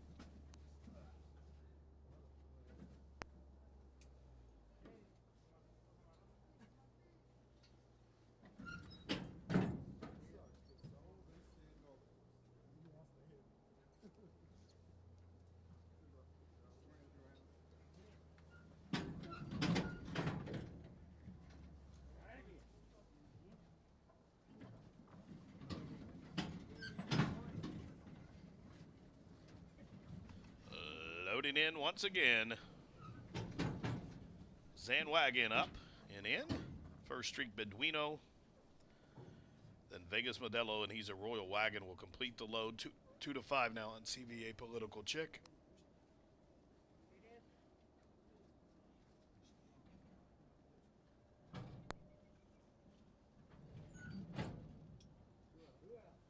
First Streak Beduino is in.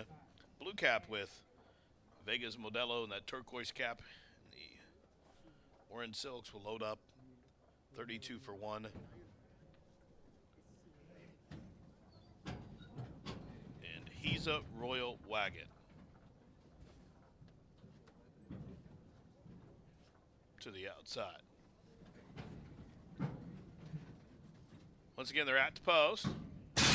They are racing. Awkward start for Zandwagon, but a fast one for CV Political Chick. Up to the outside, here comes He's a Royal Wagon, the great first streak between TW Tarmy Cartel of Fame, but the winner, CV Political Chick, tons the best. He's a Royal Wagon was second, then it was First Streak Beduino and MG Panama Boy, and a host of others to complete the Pentafecta. No doubt about the winner, CV Political Chick. She romped.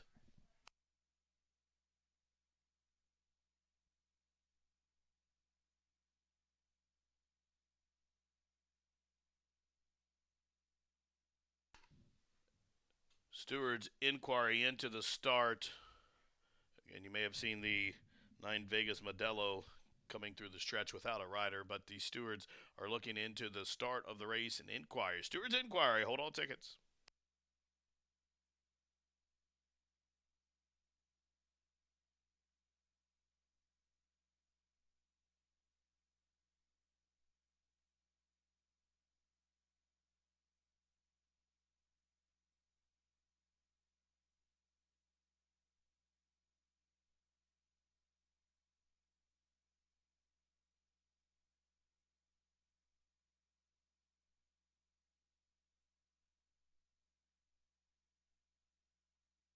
Judges posting the top 5 finishers. The winner, number 2, CV Apolitical Chick. Second, number 10, He's a Royal Wagon.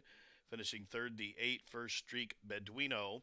Fourth, number 6, MG Panama West Boy. And fifth for the Penta, number 5, TW Tommy Cartel to Fame. 210-865. 210-865. The Pentafecta numbers. Again, Stewards inquiry in progress. Hold them all.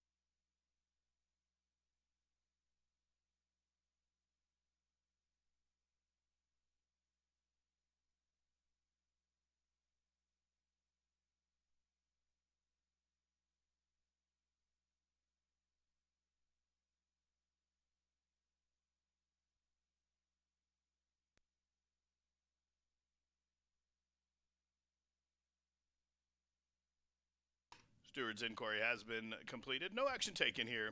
Again, the stewards have completed their inquiry. No action taken.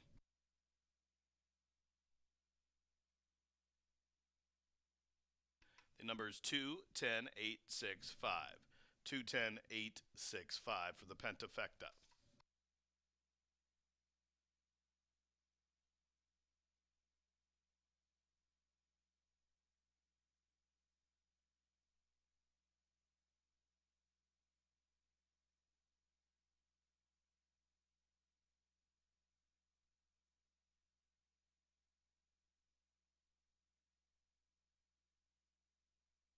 And the 10th race official, 210-865 official. Moving into the winner's circle, number 2, CV Apolitical Chick, a 2-year-old bay daughter by Apolitical Blood out of the Jumpin' Mare named Jumpin' Chick. The winner is owned by Campos Family Ventures, LLC, trained by Jesse Vasquez, and ridden to victory by Giovanni Vasquez.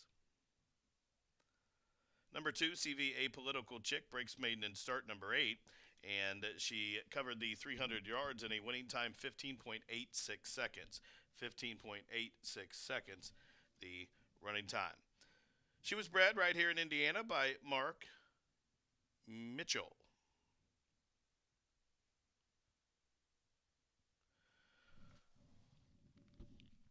Price is up, $3, $2.20, $2.10 on the winner. Pentafecta was solved. The exacta $7.60, the try $38.40. The double with the winner, the 2, $15.60. Consolation with the 3, $6.80. The dime super $24.91, the late pick 3, $15.50. Again, the pentafecta was solved, 210,865, $198.10. Well, that wraps it up for this Monday edition of Racing from Horseshoe Indianapolis. Live racing back at you tomorrow, the penultimate day of racing for the 2022 race season, and it's a good one. We have a 12-race card, a 230 post, and a 24,000 plus carryover in the Straight Fire 6. It all kicks off at 2:30. We'll see you then.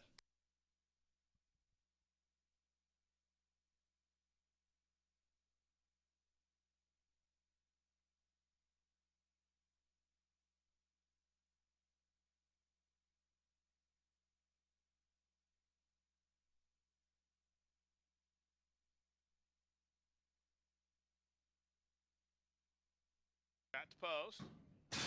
They are racing. Awkward start for Zandwagon, but a fast one for CAV Political Chick. Up to the outside, here comes He's a Royal Wagon, the great first streak Beduino, TW Tarmy Cartel of Fame, but the winner, CV, A Political Chick, tons the best. He's a Royal Wagon was second, then it was first streak Beduino and MG Panama Boy, and